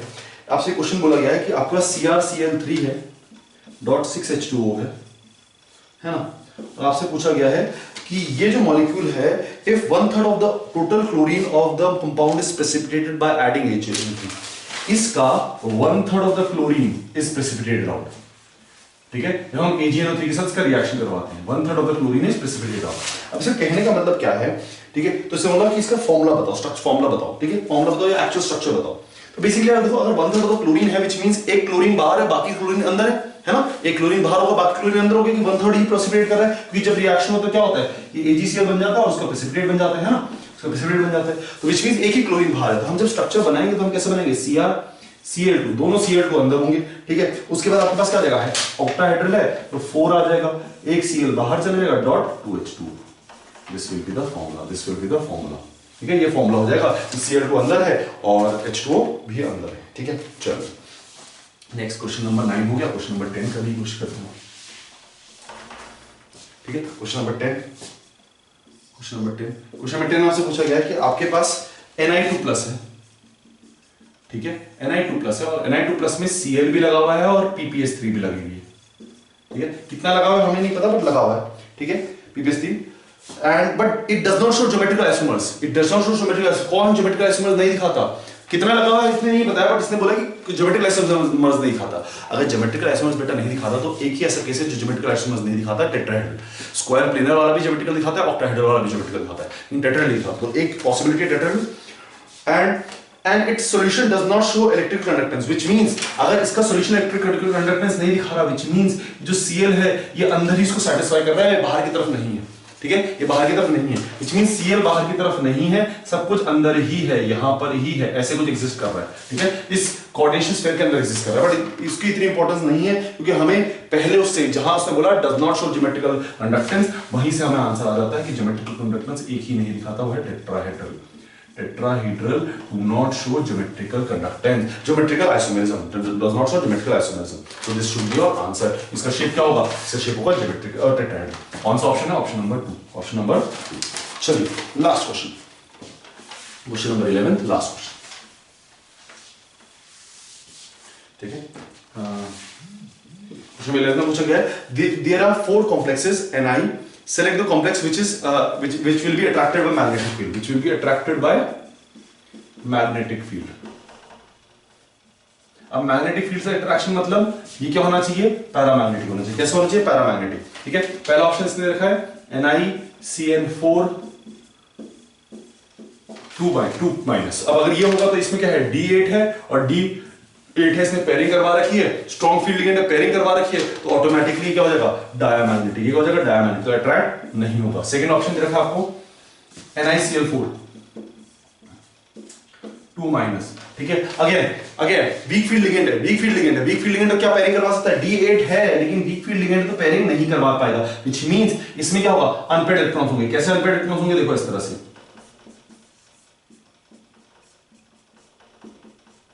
इस तरह से अनपेयर्ड इलेक्ट्रॉन होंगे, तो ये आपका सही होगा, ये आपका सही होगा। ठीक है, चलिए थर्ड के देख लें। थर्ड आपसे बोला गया है NiCO4। अब ये तो बिल्कुल नहीं हो सकता क्योंकि ये D10 है और D10 वाला कभी भी पैरामैग्नेटिक नहीं हो सकता, D10 वाला कभी पैरामैग्नेटिक नहीं हो सकता, तो इसकी पॉसिबिलिटी ऑटोमेटिकली हट जाती है। और फोर्थ हमें दे रखा है NiH2O होल 6 2+। अगेन D8 और वीक फील्ड लिगेंड, तो पेयरिंग नहीं करा नहीं पाएगा, तो अनपेयर्ड छूट जाएगा, तो क्या हो जाएगा, ये क्या हो जाएगा, ये बन जाएगा आपका पैरामैग्नेटिक। तो ये भी पैरामैग्नेटिक, तो second and fourth are paramagnetic, which means they will be attracted by the magnetic field. Option number 4 है इसका, यहां पर सेकंड और फोर्थ दे रखा है, ये आपका आंसर होगा। ठीक है, चलिए बस DT13 में इतना ही था। ठीक है, होपफुली आपका पेपर अच्छा होगा और आपसे मिलते हैं नेक्स्ट टाइम। तब तक के पढ़ते रहो, मेहनत करते रहो, है ना। Thank you for listening.